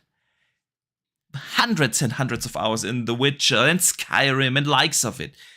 So I'm getting Elder Scrolls, I'm getting Avowed, I'm getting Fable, I'm getting Starfield, getting goosebumps talking about these games. I'm excited for that. I'm getting Hellblade. Yeah, I'm getting all these amazing Perfect Dark. These games that I'm really looking forward to. They come all on the platform. But when? And when is the waiting enough? And when are people gonna stop defending Xbox? And we have to hold management accountable for that. Who is responsible for where the brand is right now? At the end, it's Phil. And it's the Sarah Bonds. And it's the Matt Booties. And those people in charge, they are responsible to deliver to their fans. And so far, they have not delivered what they promised. They have not delivered games. They have not delivered performance. And at this point, 2.5 years into the generation, we have to ask ourselves, how long are we gonna wait for that? Will we ever see the performance when not even a first-party game like Redfall, with the visuals of a Redfall, can achieve more than 30 on the most powerful console? And I get your point, Asante, that the game didn't start as an exclusive, and that it's also the fact that they had Xbox as a target platform already in mind. Yeah. So yeah, and they delayed the game already for a year to polish it up, so that we have that. And we just expect more. At the end, Randall Thor always says, at the end, do we really care how the sausage is made? At the end, we pay a lot of money, and because of consumers the delay, don't. Yeah, they don't. And because, by the way, because of the delay, we get to pay the extra price now for Redfall. It costs $70 now. If it would have released on time, we would have paid 60. Yeah, so we're paying the next gen extra tax, and we're not getting extra next gen features like 60 FPS, which is, by the way, not an extra next gen feature. It's a standard in 23. Yeah, if you can run the game at 60 FPS on a 1070 card on PC, seriously. So, yeah, the thing is on this. I know the 30 FPS aren't the big deal. The big deal is that when can we Xbox fans stand up and say, oh, finally, Xbox delivered what they promised. That's a win for us. Yeah, we had that one time in this generation, one time only, and that was when Hi-Fi Rush was the surprise drop, which was an awesome game. We all loved it. But if we think back on that, it's a disappointing generation. And yes, I hold Phil and his management team accountable for that. Because Phil is in charge for 10 years now at Xbox. So basically everything that happens right now in the Xbox brand happened under his watch. And he was the one that bought many studios 5 years ago. And he's not able to release games. Or games with the quality he promised. Yeah. So yes, I get the anger, I get the frustration, and I'm also not happy with Xbox. And the thing is, even if a Starfield comes out, which is still my most anticipated game, and that in a year where Diablo 4 comes out, guys, that means a lot. Yeah. I'm a Bethesda junkie. I love their games. I freaking do. They are incredible. I'm concerned about Starfield. I don't know what Starfield will become under Xbox.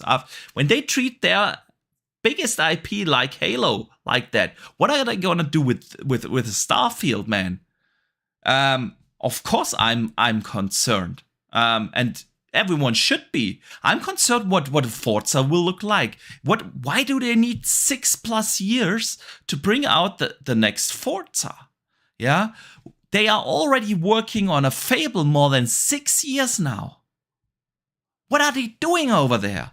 And not show us anything. It is okay to lose trust in Xbox because they have not done many things that they deserve our trust lately. And yes, Redfall, for me, when I read that yesterday, it was like, okay, guys, this is in itself not the big deal that I make it out to be right now. But the thing is, when is the tipping point when we Xbox fans just face the reality that Xbox has a big management problem on the platform side of things, on the game side of things, and on the customer side of things, which is community and marketing and such things. When we look at this, they have not delivered. At the end, they have not delivered to us. And so, yeah, I think a lot of the anger that you see right now out there is because of those combination of L's over the last years and Xbox not doing anything about it. So that was a rant. Can I put one statement in that will not make me any fans, but I have to do it. It won't make me any fans. And every time I say it, I don't get any fans, but I have to do it. Okay. Every time, this should teach you people something.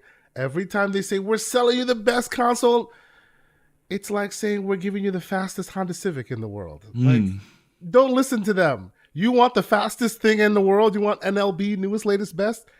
I hate to say it, but get yourself a PC. I'm sorry. Why? Because they don't. It's not because they care about the PC more, but because whether they care or not, just like Skyrim, just like probably what will happen with Starfield, when they release it at 30 frames per second, the community will release a 60 frames patch, whether the company's ready or not. See, if you're on PC, Asante, now you're hitting the nail on the head. You know what I did today? I'm sitting here in my man cave. Yeah, this is my desk where I work. I have my work, mine, yes. And I have my work laptop right here. I turn it off during the podcast, so I'm not tempted to look at the emails. And then I have my couch right here and my TV over there, and all my consoles are under the TV. I sit in front of this desk the entire day. I work 10 to 12 hours each and every day, most of the time still from home, in front of the laptop and the PC. When I do my hobby that I love, and I'm super passionate about it, gaming, I don't want to sit in front of the PC anymore. I want to sit on my couch. I want to take the controller in the hand, do not care about driver updates and whatnot. So grab an HDMI cable and plug it into the back of your TV. That was what I did today. I ordered a 4-meter HDMI cable so I can route it along this line. And you know what? For those who want the console-like experience, install Steam, put the Steam big screen mode. It looks exactly like a console. Move on. There you go. That's what I did. I ordered this 4-meter HDMI cable. Go ahead, good Dutch. quality Fight cable. me, Dutch. Come on. The downside of PC gaming, and we all know this, the downside of PC gaming is the random days where nothing works for literally no reason. Yeah. I mean, to be fair, though, I've had that on the console as well. Yeah. I've had that on the console as well. The random days where even though my console is set to home console, but none of my Game Pass games work, or the games I bought don't work, or the internet goes down, and then I don't own. You know what I mean? Like, it happens. Yeah. The idea the game works, and then like you restart, and all of a sudden now it doesn't even start up, and you're like, why?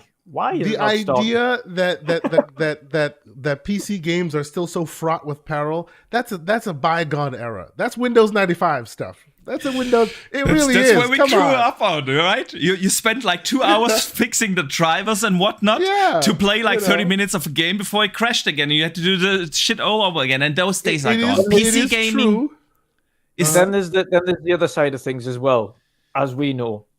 Asante, Boxy, me, we like tweaking the options and not everybody else does. Do this, let's fiddle until it looks the best and performs the best the way we like it.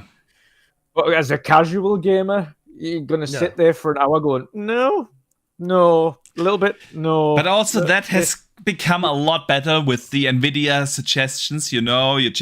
You see, it is. It is still not the same convenience as a console. It just isn't. Yeah. But it has got a lot better. But see, Boxy, to your point, that's exactly the point. By buying a console, you are trading convenience. Well, fidelity for convenience, right? I always say this.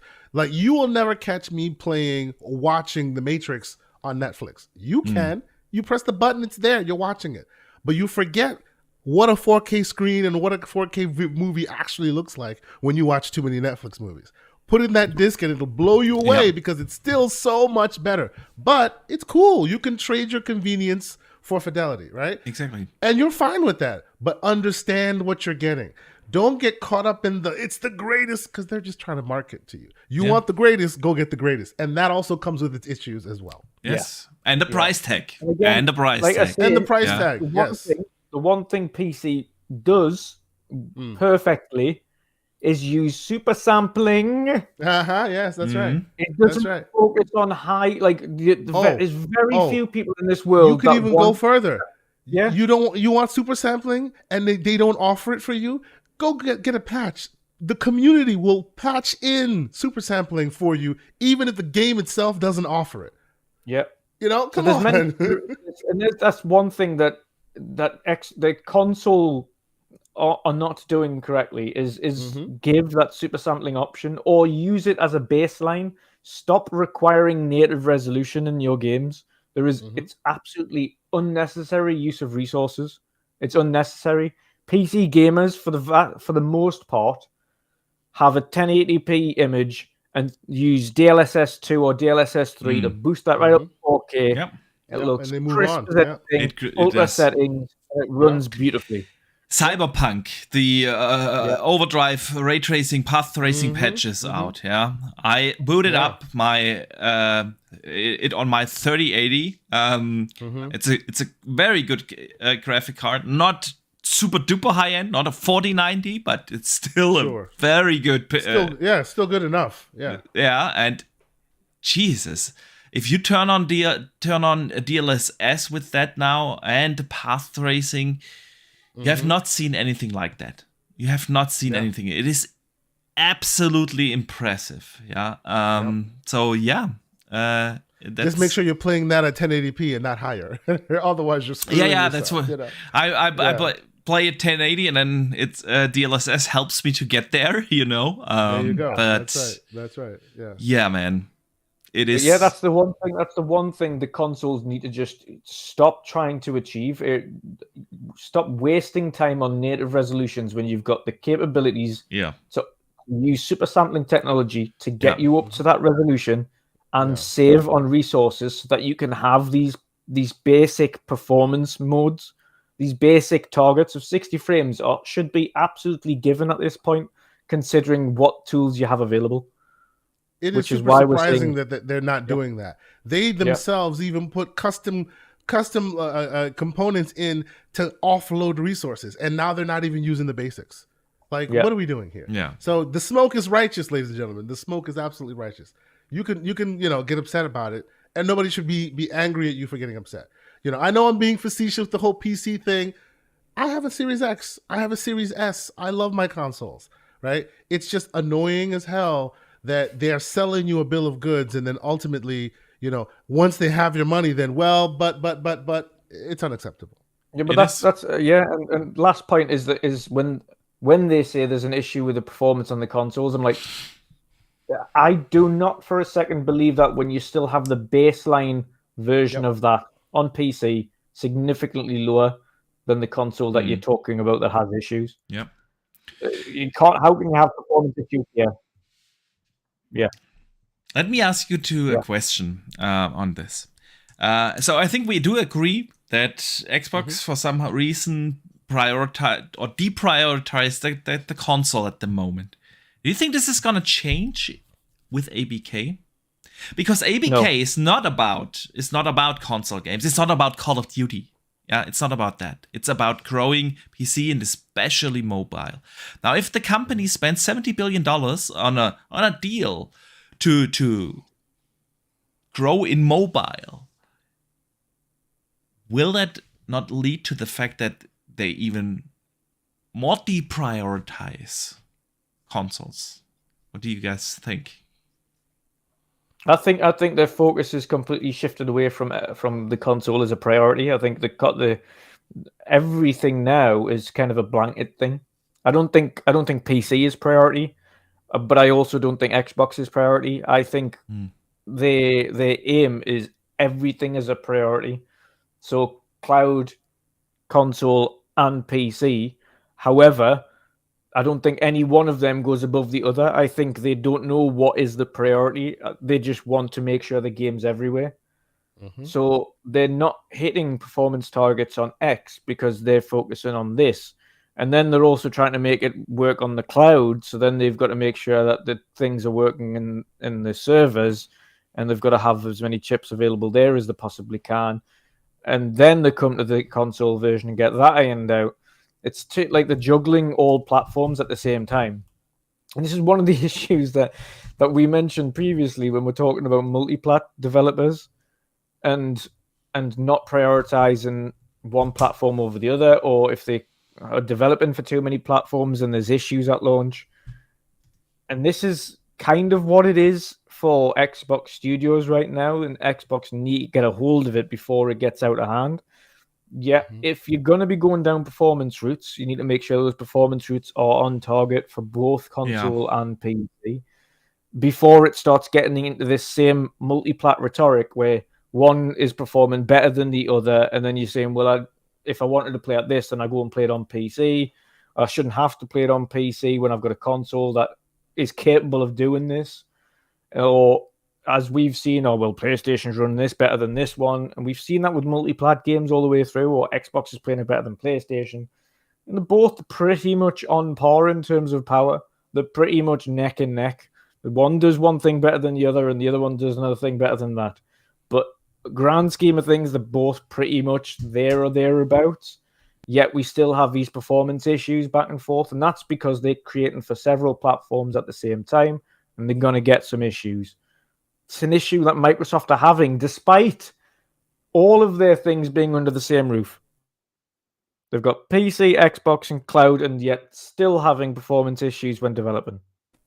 Yeah. And Boxy, to Wander Dutch's point, I also agree that it's not that they're prioritizing one over the other.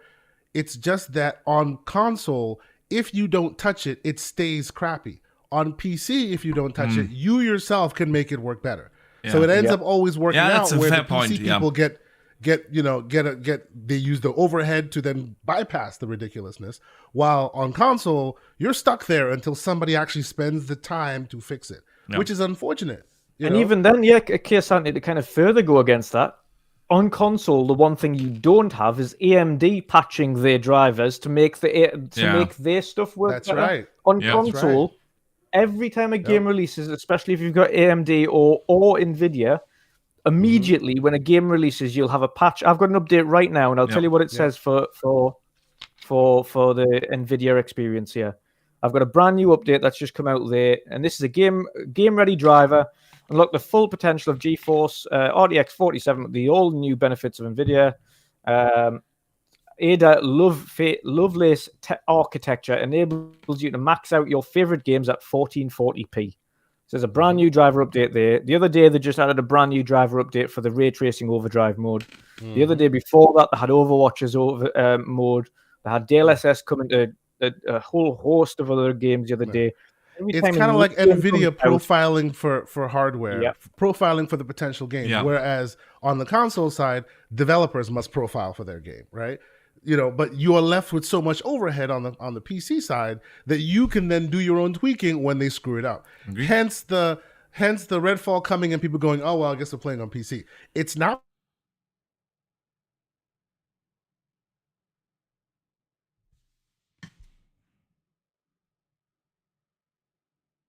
Still, and I know there's a lot of console people in the chat going, oh, PC people.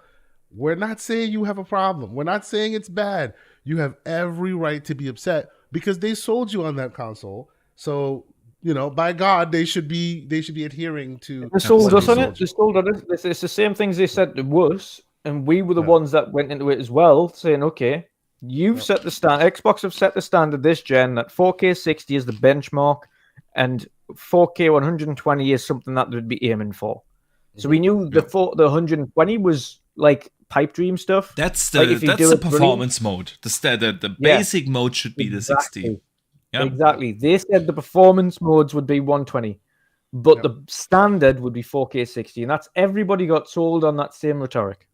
That's what they said. That's what they come out at. The most powerful console, 4K 60 is the standard. 120 FPS would be the performance mode. Okay, with 120 FPS performance mode, we're getting into the realms of PC here. Awesome. But then you're left with the only ones doing it are Gears 5 with 120 FPS mode, Forza with 120 FPS mode, even Halo with 120 FPS.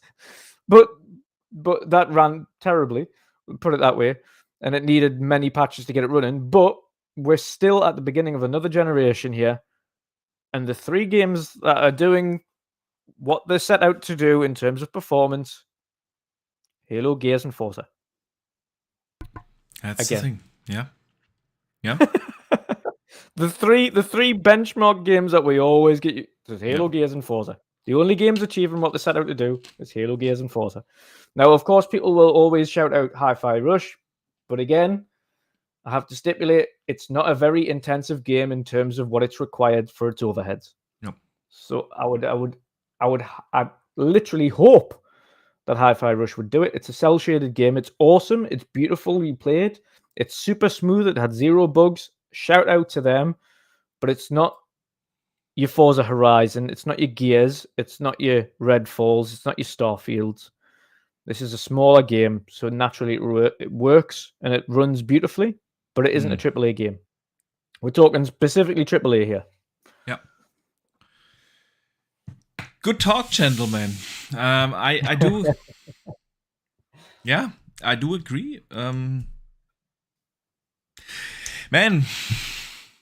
So, how to turn that show around? Again, guys. Well, a bit of breaking news, actually, that I wanted to mention here. And people who might have seen it on Twitter, because you listen to us on Twitter at the same time. If you're not, Suicide Squad has been delayed until 2024. Ooh, that doesn't come as a surprise. Yeah. Yep. So it's official now. They said that. They said I think that? Jeff Grubb said Okay. that a long time ago. 2nd of February 2024. Okay. Mm. So the fact that question they've set there a is, date is a bit weird, though. The set an exact date is a bit strange. I feel like that's a target will miss. So my question to that is, does it take that long to get rid of all the purple bubbles that you're gonna have to shoot? Like, what can they do between now and then to change that? Like, I was going to say, I think the issue that some people had, because me and Boxy were perplexed, because we thought the gameplay and what we saw was looked quite enjoyable. Yep. Okay. We had quite enjoyed what we saw, but a lot of people didn't like the gameplay or what was shown in terms of the actual how the game plays out. It wasn't to do with the graphics or the performance. People just didn't like what they saw in terms of gameplay. I did not like the gameplay. That's my question. Like, everything was a purple bubble. There were different guys, but they all eventually were shoot the purple bubbles, right? And you had weird traversal things. You had humans behaving like Supermen in this DC universe, right? What do you call it? I forget her name at this point. You have a man that's made of a shark shooting guns. I mean, he's a shark man. Why would he need guns? It was just really weird. There was some weird stuff there, So yeah, we shall see. 2024. We shall see how that turns out.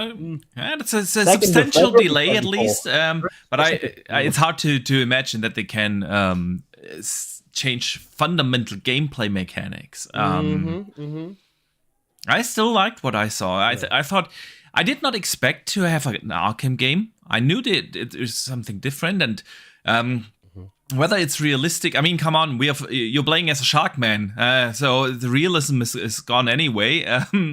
So I thought the different characters looked like they played different enough to not just feel like the same character with a different skin.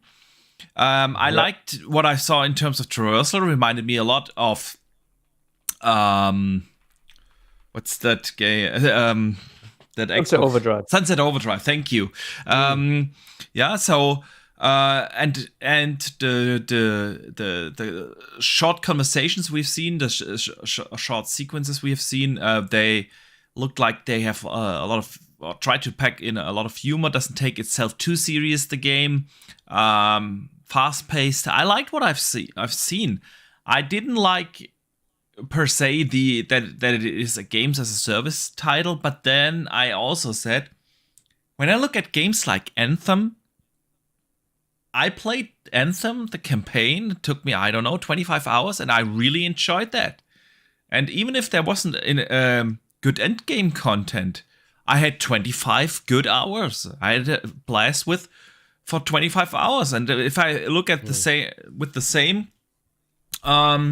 view on a Suicide Squad, hey, if I'm going to enjoy the campaign for whatever it takes, 20, 25, 30 hours or whatever, I got my money's worth. I'm good with it. Even if I don't play the end game then, so...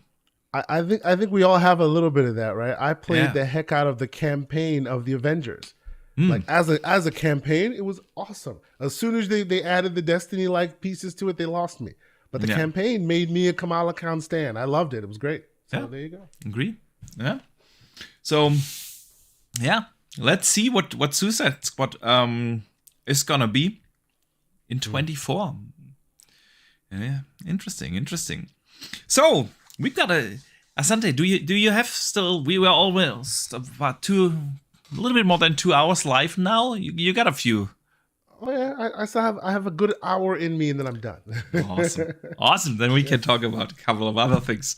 One thing I wanted to discuss with you guys is a couple of leaks happened earlier this week. On different game showcases that came out. One leak was about the Xbox game showcase. The runtimes have been revealed by a leaker. Said it's gonna take 2 hours for the Xbox showcase and Starfield Direct combined together. So naturally, I personally assumed 1.5 hours to showcase and then 30 minutes Starfield Direct.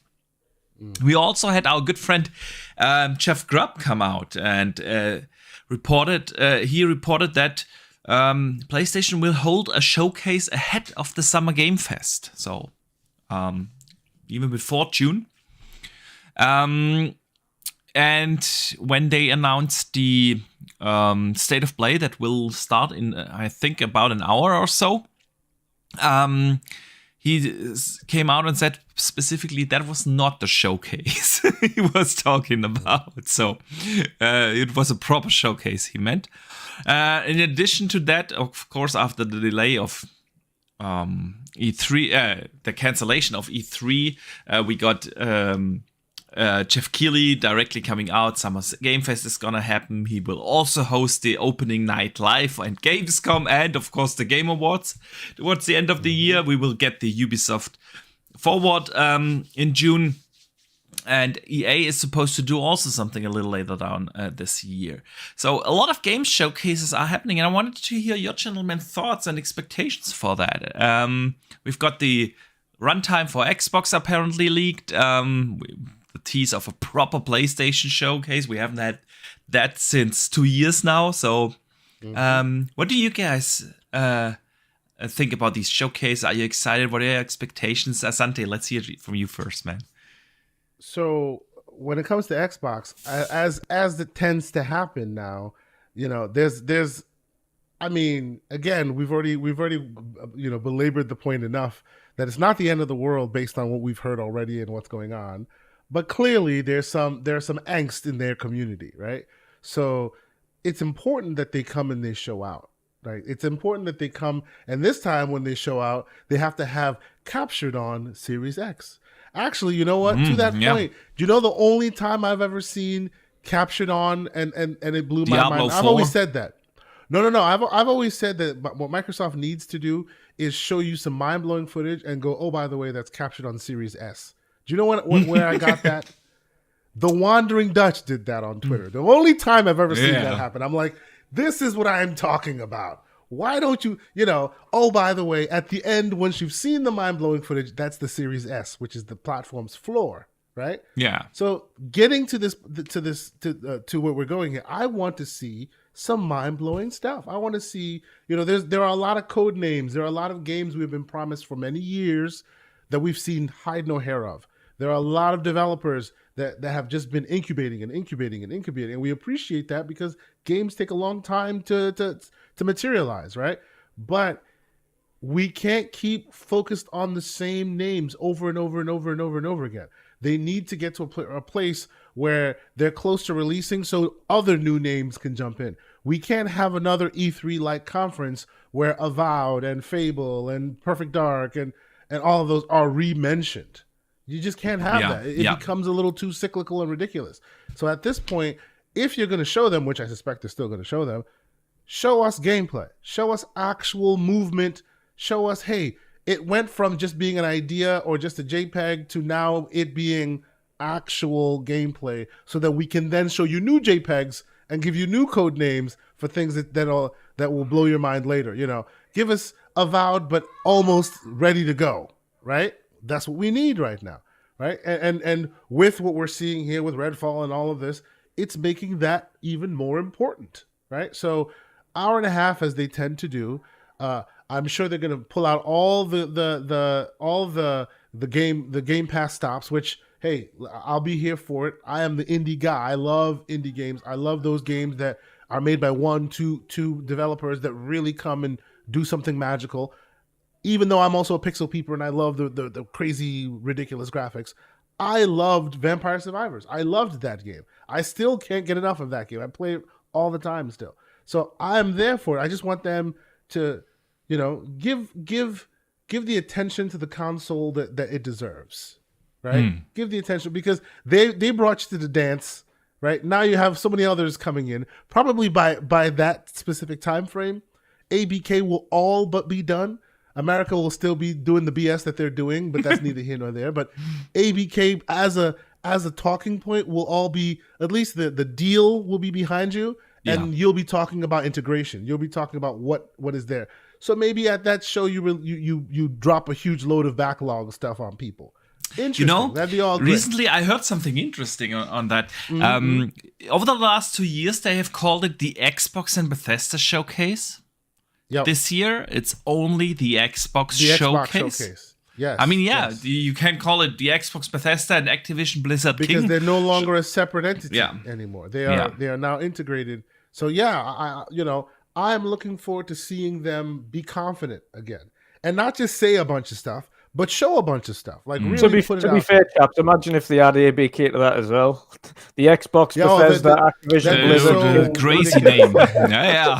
See, but to that point, though, maybe it's time you don't just have one showcase, because you have Bethesda, who, let's be remember, for those who don't remember, at a time Bethesda showcase was the best out of all of them. PlayStation had their E3 of Dreams, which can never be topped. But there was PlayStation, there was Xbox. QuakeCon's still a thing. QuakeCon's still a thing. Yes, yep. But they need to have more forward shows that show you different things from, like Bethesda. In my humble opinion, Bethesda as its own entity, because they have limited integration with Microsoft with Xbox anyway. They should have their own showcase like they used to. Like just Bethesda games, like they used to. Yes, it could be the Bethesda Xbox with the Xbox logo there, but they should still be allowed to shine by themselves. I feel like because Microsoft knew that they didn't have like too much in the first party stable, that they can't stand on their own and let Bethesda stand on their own, so they let Bethesda basically take over the whole situation, which they have done now, right? But I want to see compulsion. What are they doing? Absolutely. I want to see what they're making. I want to see all of these things come out and at least show me what they're in exile. Yeah. Exactly. There's 32 some odd studios without even talking about Bethesda. Like, show me some things. I want to see what the next thing that the folks at Double Fine are doing. They've been at it for a little while. These are the things we need to see, right? Yeah. Now on the PlayStation side, man, I expect, because you don't ask them to do things, they will do things. I expect it to be nothing to see here. Oh, ABK what? Oh, COD what? That doesn't matter. E3 of Dreams 2.0. I expect to see them pull out all the freaking stops to say, hey, that white plastic router that you bought is still useful. It's still the best place to play. Yeah. I expect them to throw everything at the wall, and I'm there for it. I want to see it, right? Because they've also been suspiciously quiet for a while now, right? And far too long. They've always been very good in laying out the roadmap, They announced games like 5 years ahead. But this time, outside of Spider-Man and Wolverine, we have no idea what is coming. What are all the other studios outside of Insomniac? And I'm a Marvel zombie from way back, so you had me at Wolverine. Like, you had me at Wolverine. I'm there. Day one, I'm super excited. R-rated. I want to see them. Oh yeah, awesome. Hardcore R-rated. And on that point, if you don't remember, before this game comes out, the best Wolverine game was made by Ravensoft, who's now under ABK. They made that crazy R-rated game. I want to see, and of course they will, because Insomniac just makes nothing. I want to see Soldier of Fortune return, but nothing. Oh man, don't go there. We're gonna be here for another 5 hours. I'm excited for that. Oh yeah. Absolutely. I still want SOCOM. Yeah, but and this is the time for that. Yes, because absolutely. ABK, by the time they have their showcase, most likely the decisions have been made, and it'll be in their best interest to remind their consumers that they are not the ABK developer. They are not the box for COD. They are PlayStation, and you have many other reasons to play there. Right. And they're going to show that to you. They're going to pull out all the stops. I'm looking forward to seeing that. Right. So if nothing else, I expect that the next coming 3, 4, 5 months of all of this will be balls to the wall craziness. Right. It'll be absolutely ridiculous. Now, what my fear is Ubisoft, because they're also supposed to come out with something. Yeah. And they're like teetering on the edge. And say what you will, I love Ubisoft. I've loved all the Ubisoft games. I'm a huge fan. I'm happy that finally some other Ubisoft enthusiast is on here. I'm a big Ubisoft guy. I have problems with Yves Guillemot and the way he runs his ship. I've had friends that worked at Ubisoft that give me horror stories, so I have problems there. But their output, their product have been great until they started shaving all the corners and making it the service game company or the Assassin's Creed company, which, although I like Assassin's Creed, I feel like it's taking away from their other talents, right? I want to see them be able to stand on their own 2 feet. Show me something in your potential show, right? Otherwise, they'll be the next on the chopping block, I'm afraid.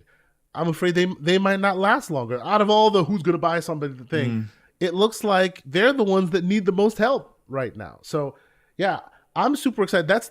All this is a big reason why I am so sad that E3 proper is not around, because I expected these shows to really be monumental. Yeah. Yeah, that's the thing about E3. Yeah, that's just missing now. Will the online showcases that all these developers and publishers will have be or have the same hype in the community? I mean, we are always excited in front of an Xbox showcase or a PlayStation showcase, absolutely. But it's just different if they are condensed into a week with live audience and everything.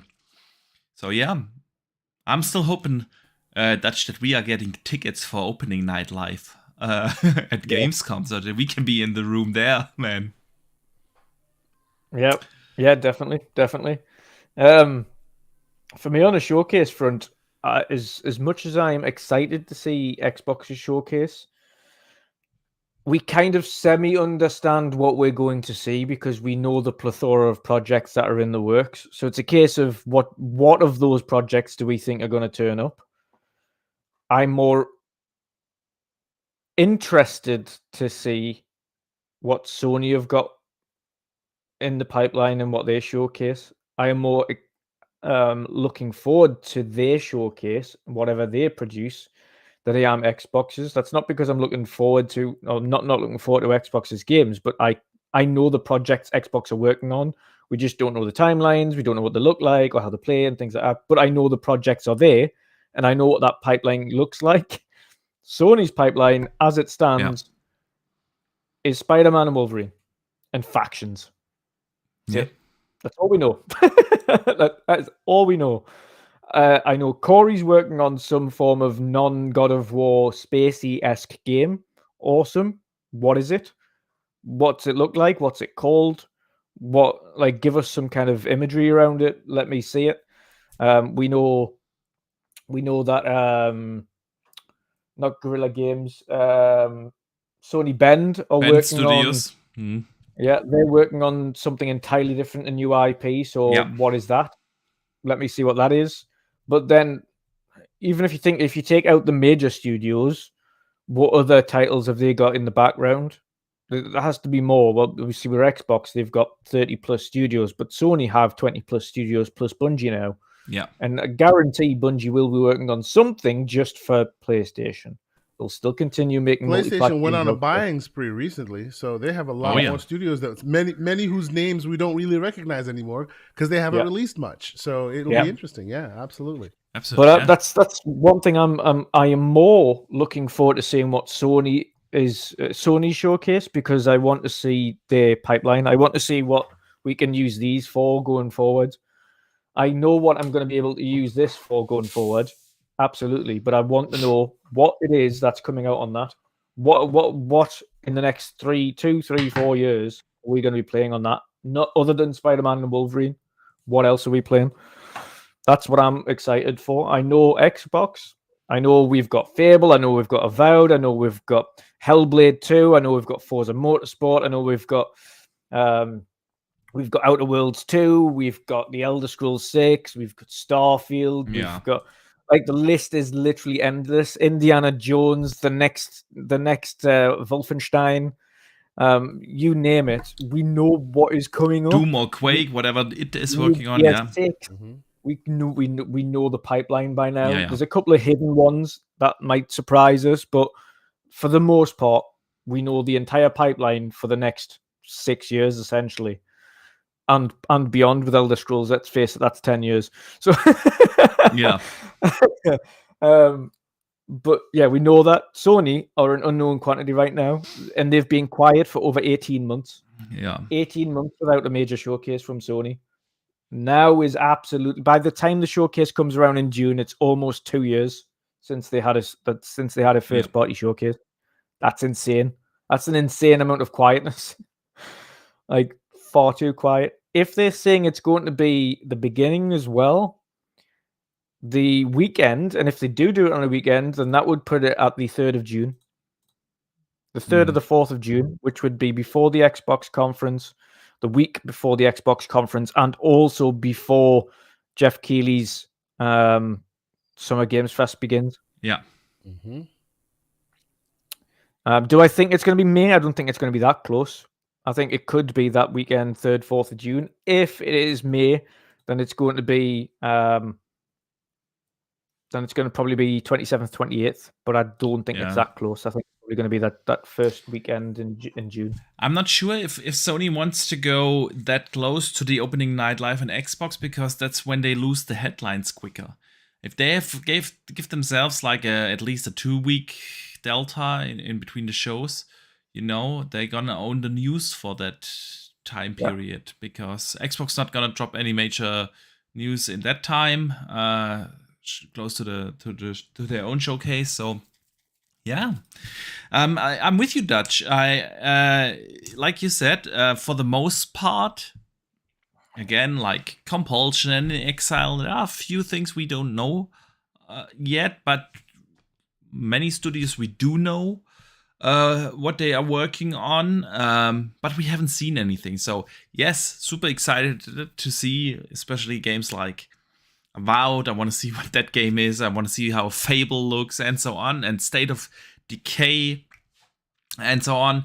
But we have no idea what PlayStation is actually working on. So that will definitely be the showcase where we will learn more. I'm also interested to see how these Keighley shows turn out. The Summer Game Fest, opening night live, and at the end of the Game Awards, with E3 now really being gone. Are actually the stages for the third-party developers to announce stuff if they don't have their own showcases. So I wonder whether we will see an increase in quality there.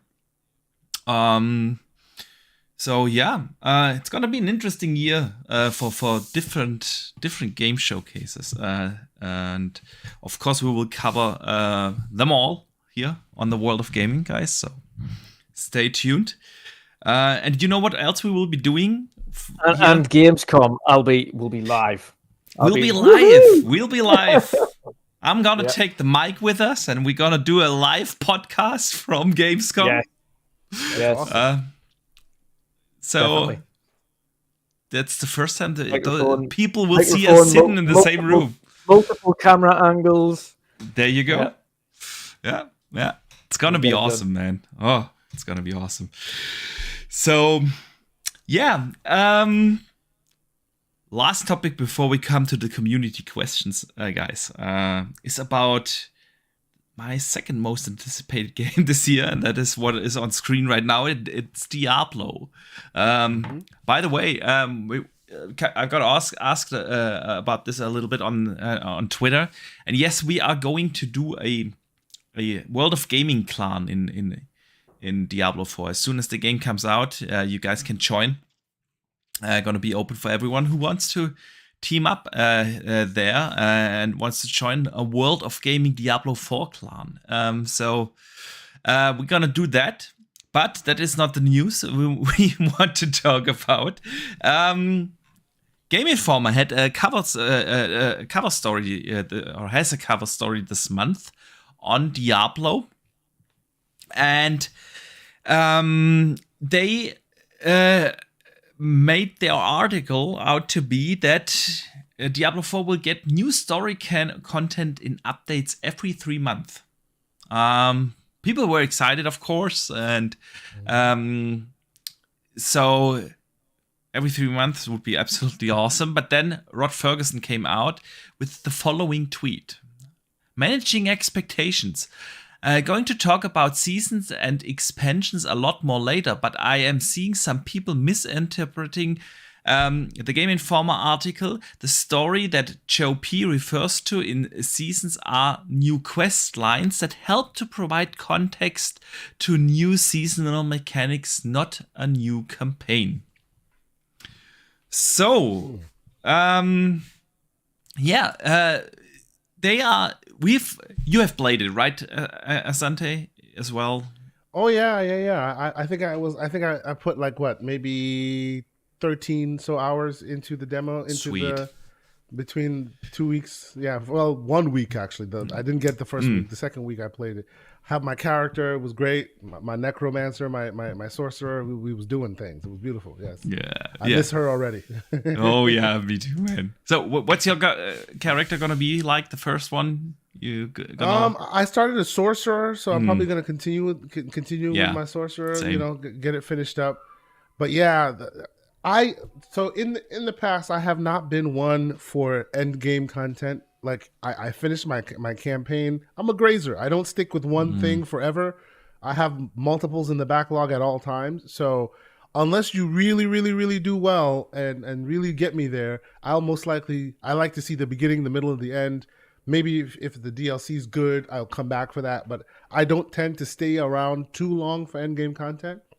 So while this made me a little bit disappointed in hoping that they'd be actual more campaign, it just kind of means that I'll probably put my possibly 200-300 hours in at some point and then finish and then move on and that's how it will be. But doesn't mean they won't get me back when there's more stuff to explore there. And I most likely will jump in again, but I can understand how it can be a little bit disappointing for some. It seems that Rod is the man who comes out here and throws cold water on things these days, huh? No Game Pass. Get out of here. Get out of here. No campaigns. He's managing expectations here, dude. Yeah, sure. He most certainly is, yeah. And I see already the passion here in the chat as well. People are excited about Diablo 4, as am I. It was fantastic. And honestly, usually the Diablo games have such great endgame content that you really do not need a campaign. And they already provided a lot of infos on what the endgame is going to look like, about the 100+ dungeons that they have, and they can all be turned into the nightmare versions with more loot, and all the open world events and everything. So it does sound like there's enough for us to play. Yeah. And usually we don't play a Diablo for the story anyway. So yeah, it's that's what did you make of this? Awesome. Well, obviously, I think there's already a mountain full of content anyway. In the from what we played just on the weekend, that was barely Act 1. And I mean, that was at least like, should I say I maybe put 16, 20 hours into it over the weekends minimum. I maxed out one character and got 3 or 4 of them to kind of level 18, I think. So I had an awesome time with it. I'm going to be playing a sorcerer as my main. I've already made that decision. Sorcerer is going to be my first main. Second one will probably be necromancer. Third one will likely be the rogue. Fourth will be the barbarian, and lastly the druid. But yeah, 100%. First of all, sorcerer. I can't wait for it, and it's already got a boatload of content. For the vast majority of people who haven't played Diablo before, this game's going to be 40-50 hours without this additional content. So you're going to be spending a lot of time on this game anyway. But if they're dropping new content almost every quarter, new story content every quarter, on top of the world events and things like that, and the end game dungeons, etc. Yeah, this game's going to last a while. But I'm already super impressed for it. Really hyped for it. So absolutely, yeah, bring it on. Bring it on. Indeed. Yeah, Diablo 4 in June, gonna take over my life. I know I have, I think 300+ hours in Diablo 3, and it does not look like this game is gonna be any less, so I cannot wait. Again, we're gonna do a clan, an in-game clan, and we will share all the details here, of course, and on the Discord and on Twitter. So everyone can join who wants to join. So, but with that, let's get to the last section of the show where we talk about the community questions. Each and every week on usually on Wednesday, people can write in either on Twitter, Xbox, PlayStation, on the Discord, our Discord, World of Gaming Discord channel. Some questions, topics you would like us to discuss. And we got a few good ones this week. So the first comes in from Patju, and he asks, do you guys think that the handheld of PlayStation is coming out this year, as the rumors are saying? I don't know. There's actually been even more rumors after this has come out, speculating that they think it'll be $200, $199, which surprising to me because I expected it to be more. Yeah. Yeah. It did sound a lot too cheap, honestly. Yeah, it sounds a little too cheap. Yeah. Because, it's PlayStation, and Sony tends to want to make their money back on stuff. So, yeah, I expected it to be a little bit more expensive. But no, I'm interested in it. I'm a big handheld guy. My latest handheld fun that I'm having is the G Cloud. I also I own a Steam Deck. I enjoy the handhelds and what it's bringing to the gaming community. I'm there for it. So no, I'll be interested to see what they release here. If it's worthy, I'm definitely there. Absolutely, yeah, indeed. Dutch, do you think there's something to the PlayStation handheld this year?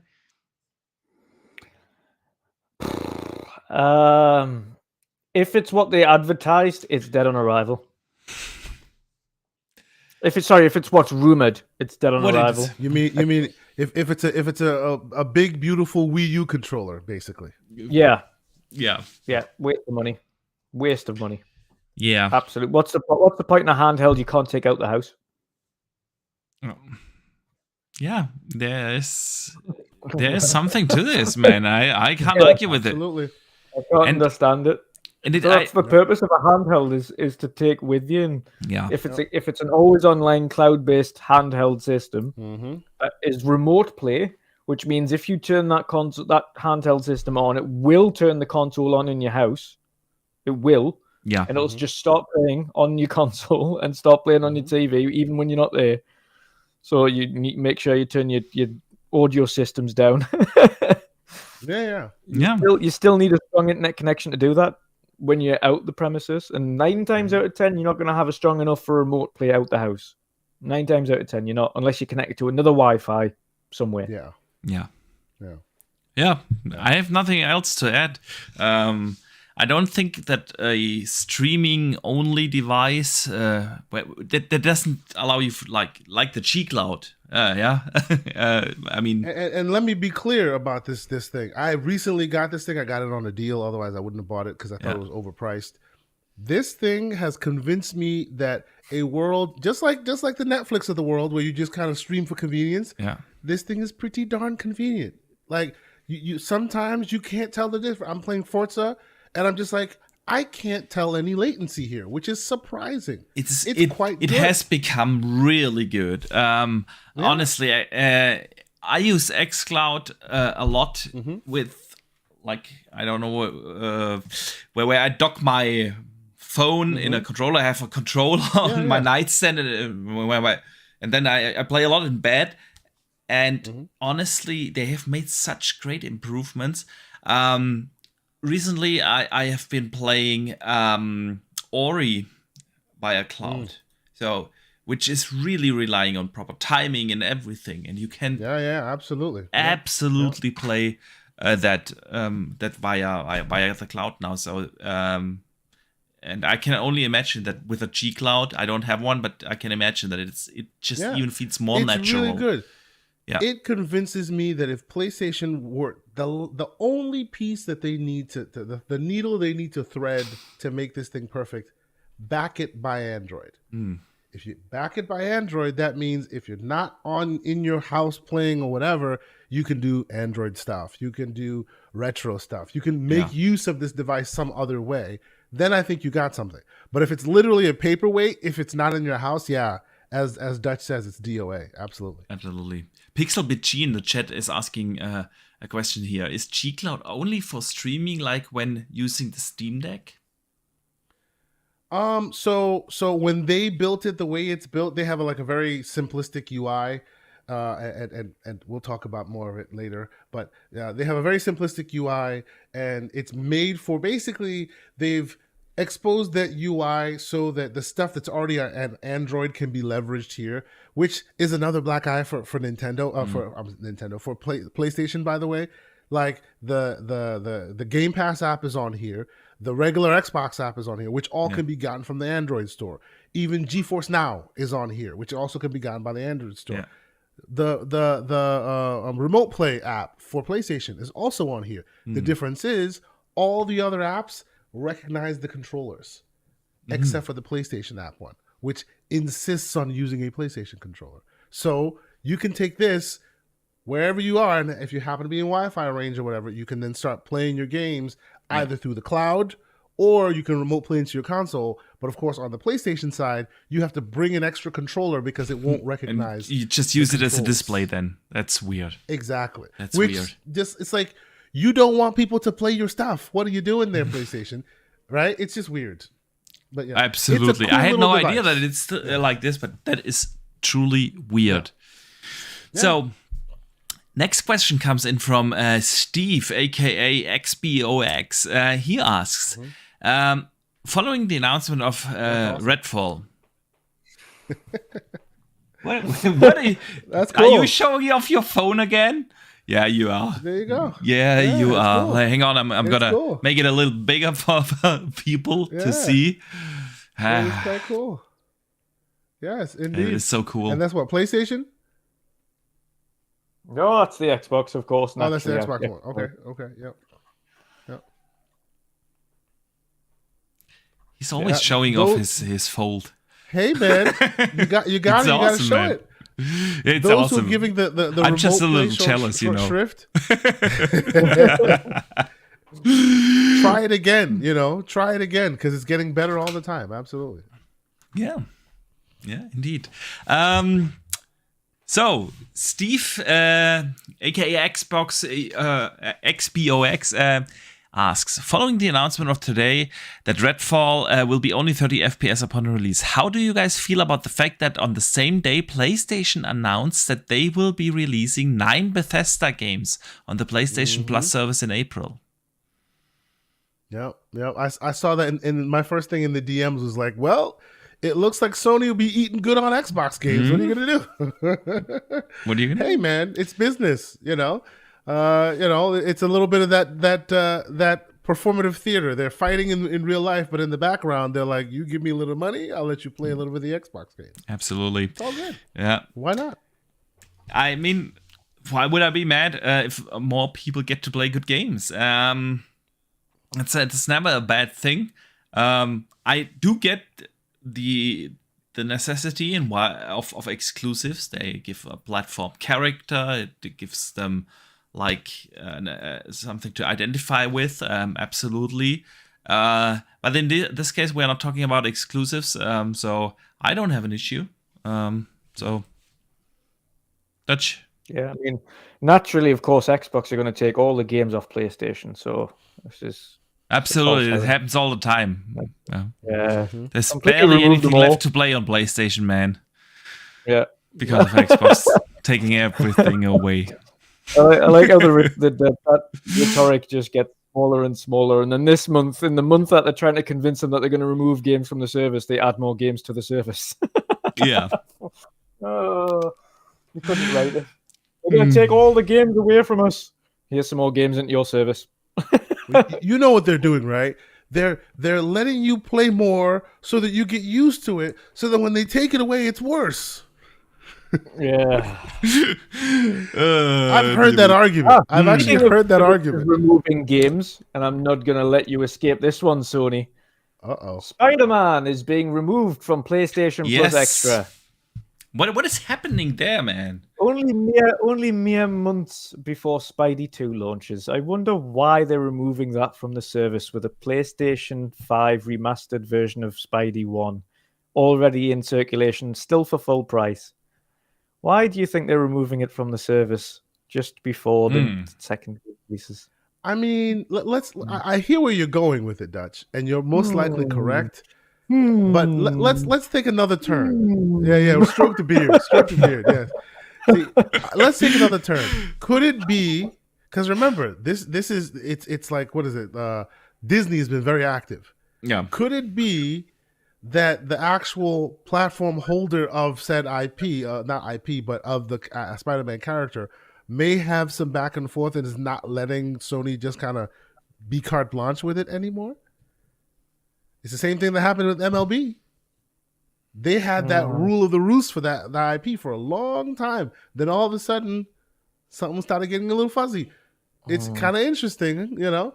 I hear you. It's most likely that they just want you to pay for it, right? They probably want to release a combination that makes you pay for it. But this IP is not owned by Sony. So at any point, Disney could pull the coattails. They do have the rights for the movies and the games. Yes. They don't have the rights not the games. Not the games. They have the rights for the movies. And because of they have the rights for the movies, they get easy licensing for the games. Right? Because if you don't give me license for the games, Sony can say, then I will pull my card when you want the movies. So it's kind of like a tit for tat between the two of them. But technically, Disney still owns those rights. Yeah. You know? Yeah. Could it be Disney's going, look, man, we don't like you holding on to this thing like as if it's yours because it's not yours. Mm-hmm. That's an interesting thought. I've seen people say, well, they just removed the PlayStation 4 version because that was the version that was in PS Plus because they might add the PS5 version in there. But I don't think that's gonna happen. I'm as much as I like that's your not theory, how it works. Asante. I think Dutch is right. It's the timing and is the versions. Just too... The versions, that's not how it works. I'm a PlayStation Plus premium subscriber. Yeah, me too. Like if you have that version, you go and you pick the one you want. It'll give you 4 or 5. So if they were adding PS5, they would just add the option for 5. They wouldn't take the option for 4 away. Yeah. So we shall see. Indeed. Great question here. Charles Wilson asks, Starfield limited edition Xbox controller, thoughts? I spoke and had trouble before. So. Come on, Asante, Mr. Luca extraordinaire. Come on, insider Asante. Come on. I have learned my lesson. Big mouth. No. Move on. What All happens? right. We're not gonna bring you into any trouble. So I get Dutch's thoughts. Yeah. Mm-hmm. Well, I have the same news, and I don't mind the heat. I've dealt with it on numerous occasions. No, the controller is absolutely real. The console is up in the air. Not sure if they are doing console, but they are absolutely doing a controller, along with numerous accessories. One of which could be the headset, but there's likely to be, as they have done previously with the likes of Razer, which is the rechargeable stand, and things as well for the controller that matches it. Among many other cool things, there's likely to be PC versions as well, as akin to what we saw with Halo Infinite, with the likes of the mouse pad and the keyboard, etc. I think there's likely to be those as accessories. In terms of console, up in the air, but controller is absolutely real. Yes. Now, what I will say is what I said before that people seem to have forgotten. Like, Dutch is a custom console maker extraordinaire, right? So you can ask him, console controller, ask him if I'm wrong. What custom maker would just take a guess as to what the in-game buttons would be?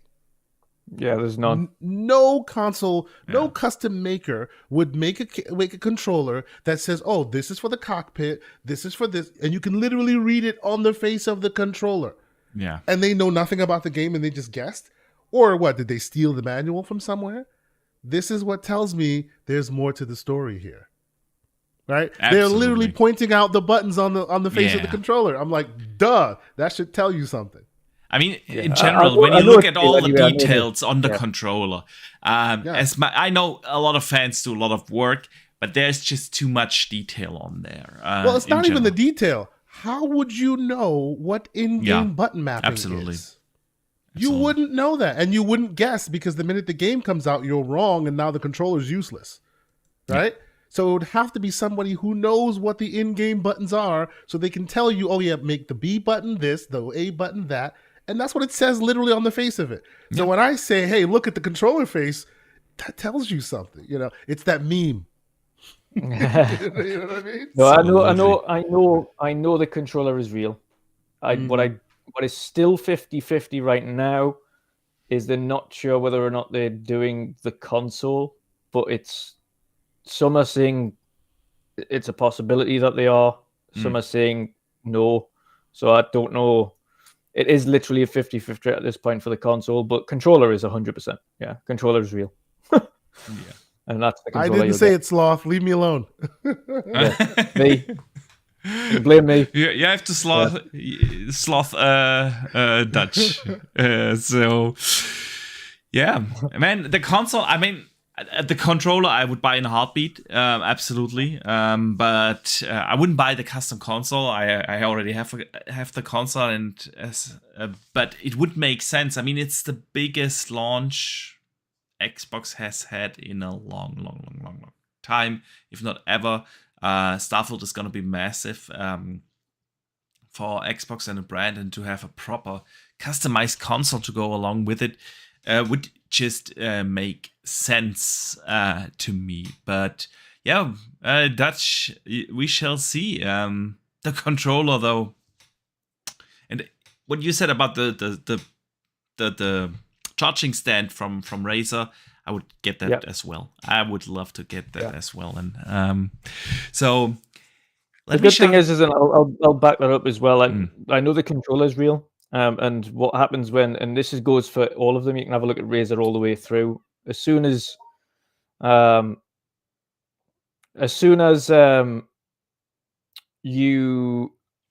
the controllers come out, within a month or so, usually within a month, sometimes straight away, Razer do the companion charging stand and companion stands that go with it. And that's been the case of all of the limited edition controllers that come out, whether it be the Halo Infinite one, whether it be the Forza Horizon one, whether it be the Sea of Thieves one. They do one for all of the limited controllers. So there is no kind of surprise there. When this controller releases, there will be the charging stand. Like I say, the only one that I don't know 100% is whether or not the console will come to fruition, but the controller is. Party. Sweet. So Insider Dutch has spoken. There we go. So Victor Click sends in a $5 super chat and says, do you think Phil is being too soft with his developers? Have a no crunch policy in Xbox really working for them? And he follows up with a second super chat, $2. Thank you, man, for the support. Super appreciated. An amazing episode, guys. Thank you. So, Dutch, let's hear your thoughts first. Phil, Xbox being too soft? For Bethesda, they're still under their own rule. Yes, they have to report to Matt Booty and they have to report to Phil Spencer. But ultimately, they are still under their own rule. Todd Howard and Pete Hines are the guys that they report to. That's that structure. So they ultimately have to set the targets and have to set the structures within their company. And notoriously, that's how they wanted to remain as part of Xbox. They wanted to remain self-publishing. Yes, we're an Xbox developer now, and we only create games for Xbox. However, we still want to be self-sufficient and kind of control ourselves. On the other end, the Xbox Game Studios stuff, that is more Matt Booty. What Phil Spencer needs to do, however, is grill Matt Booty a bit more. Like, what's going on with these studios? What is happening? What can I do to make your job easier so that these studios are getting things done in an efficient way and getting it out the way we want it to get out? What is going wrong? Have those conversations. They absolutely have to have those conversations. What's going wrong and what needs to change? So no, I don't think it's Phil Spencer specifically. I think it's Matt Booty that needs to have the shake-up, because he's the guy in charge of the studios. He's the guy that looks after them all. So ultimately, it falls on his head first and foremost.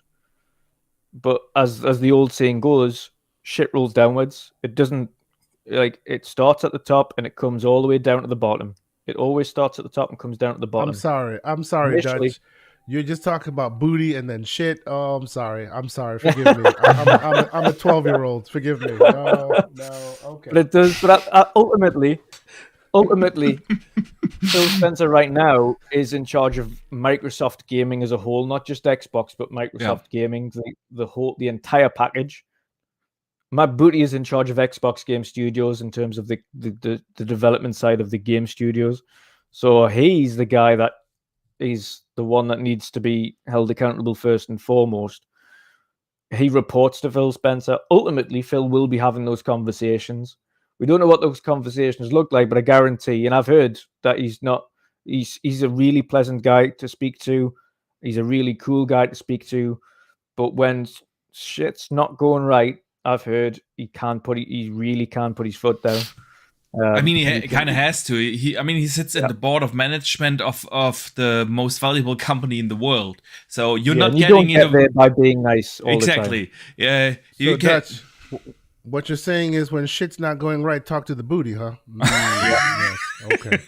I'm sorry. I have to do this. This is where we are it now. had to be said. It had to be said. Absolutely. Yeah. Yeah. No, I completely agree with you. 100%. Yes. Yeah. It's the booty that needs to be held responsible. Yes, yeah. Absolutely. Yeah. And on the point of crunch, I'm not sure if crunch is always like the answer to this.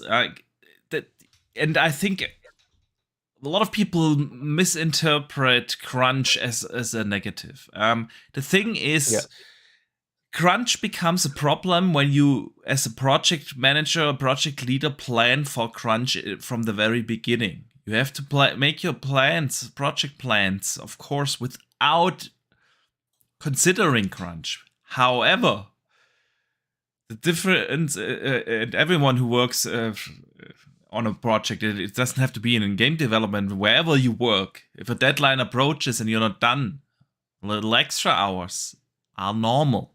That's not crunch.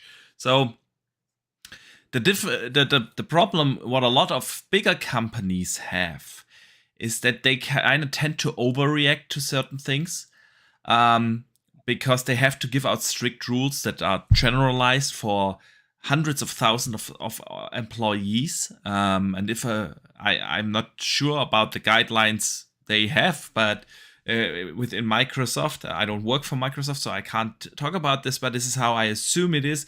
If you have like this guideline, okay, not more than, 20 extra hours a month or whatnot, then people make this too, okay, there's no crunch. So I'm not sure what's going on there. At the very end, Dutch, you are right.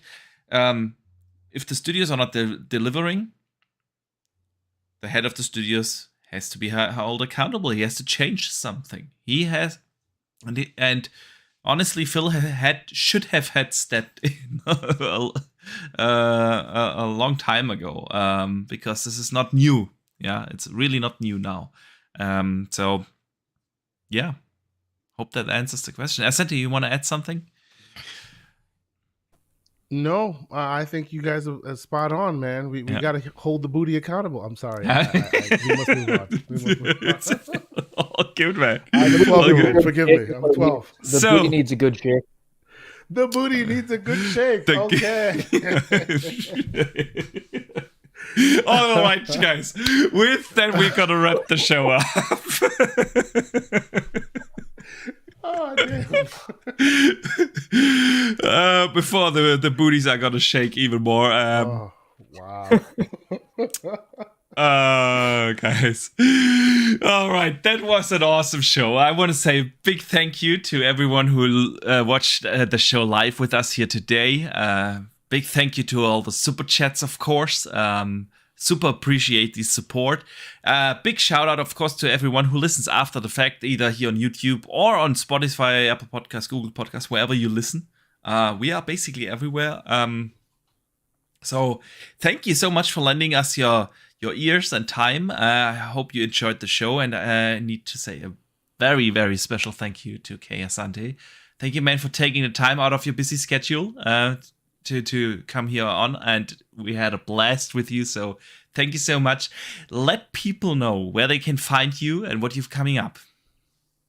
Oh, well, thank you guys for the invite. It's always great to watch you guys while I'm working. You know, I'm really working while watching you guys. Yes. No, it's a pleasure to be on the show, and thank you so much for the great conversation. Always great community members and stuff. So this is always great. Good to interact with folks. This week and most weeks, I'm of course you can catch me in my bedroom, Mr. Wandering Dutch, on Wednesdays on PTG Primetime Gaming on Mr. Boomstick on Double Barrel Gaming's channel. And then this Saturday, we have a very special guest. I don't know if you folks know a gentleman by the name of The Fox. He's been doing a lot of great engineering work in the space of handheld games and retro games and all that.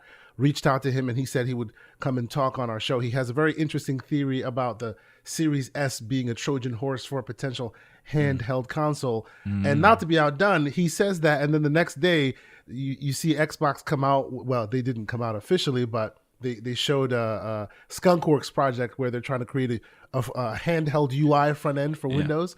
So we have a lot to talk about. He has a lot of thoughts on it. So this Saturday, 10 a.m. Eastern Standard Time, myself and Everborn will be glad to have him on to have a quick chat. And that's the Gaming Circle Podcast. You can follow me on Twitter, TKO Asante. You follow me, I follow you back. And when the time comes, you'll know when the show is going live. But thank you guys so much for having me. Always great to listen to you guys and hear your takes. And of course, the Dutchman, you know, always a pleasure chatting with you as well. So. Absolutely appreciate it. And if that was a little too quick for you guys, where to find Asante, just click in the description of the show note. You will find the links to everything right there. So thank you. Again, man, it's always a pleasure to talk with you. Had a blast. And also, thank you, Dutch, for co-hosting again. What have you coming up, man? Of course. So other than our regular shows, as you know, the midweek mix-up, which is every second Sunday for the weekend edition, every Wednesday for the midweek mix-up, and of course, every Thursday here on the World of Game, and every Wednesday evening on Primetime Gaming. Every Tuesday for the Save Tuesdays podcast. So multiple podcasts weekly, of course, you can find me on, and on Twitter, of course, at Wandering Dutch. But next weekend, next Saturday, not this Saturday, but the weekend after, of course, is the Community Indie Showcase 2023 Spring Edition. So we have 2 shows this year. This is the first of 2. And as detailed at the beginning of the show there, it's 2.5 hours long. This first showcase, it has 85 unique games, so entirely different. There are 7 content creators.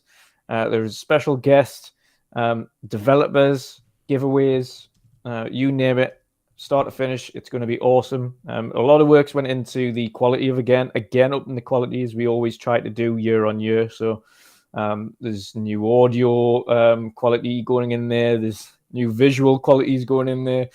Some awesome surprises. Some new release dates. I've seen some of the surprises, and I can confirm it's gonna be pretty awesome, man. Yeah. So 22nd of April. The link's already on the channel, so of course everyone can go there and set their reminders now.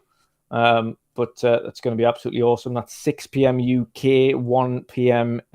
Eastern on Saturday, which is a nice time because it's before Game On Daily, and it's after 11 Split Screen and after the Gaming Circle podcast. So it fits in between. That sweet, beautiful time frame.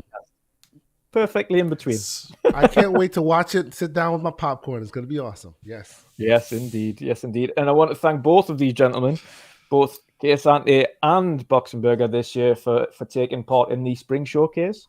So both of these awesome gentlemen have taken part in it. Among many others. So it's going to be awesome to see it, and I'm looking forward for all you guys to see it as well, and I hope you enjoy it. Absolutely. And we're going to run your awesome trailer for the showcase as the outro today.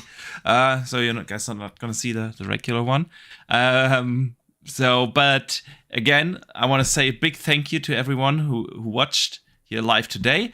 We're gonna be back next week, of course, the regular time, regular spot. And until then, I see you soon. And don't forget to game on. Living every day in your head for free. You can tap away, but I will not hear you scream. You can break the keys, spread your toxicity, your world outside reality. In your room, a little hideaway, but you let it through. Enough to go insane, living in the dark hasn't treated you well. You're building your own prison cell. Hey, wait, don't waste it on me. Spite, lies telling you, don't waste it on me. Did I brush you off? Is it your lack of friends? We never met, even if you pretend. Am I in your debt? I don't owe you nothing. Don't say something you'll regret. Hey, wait, don't waste it on me. Spite, lies telling you, don't waste it on me.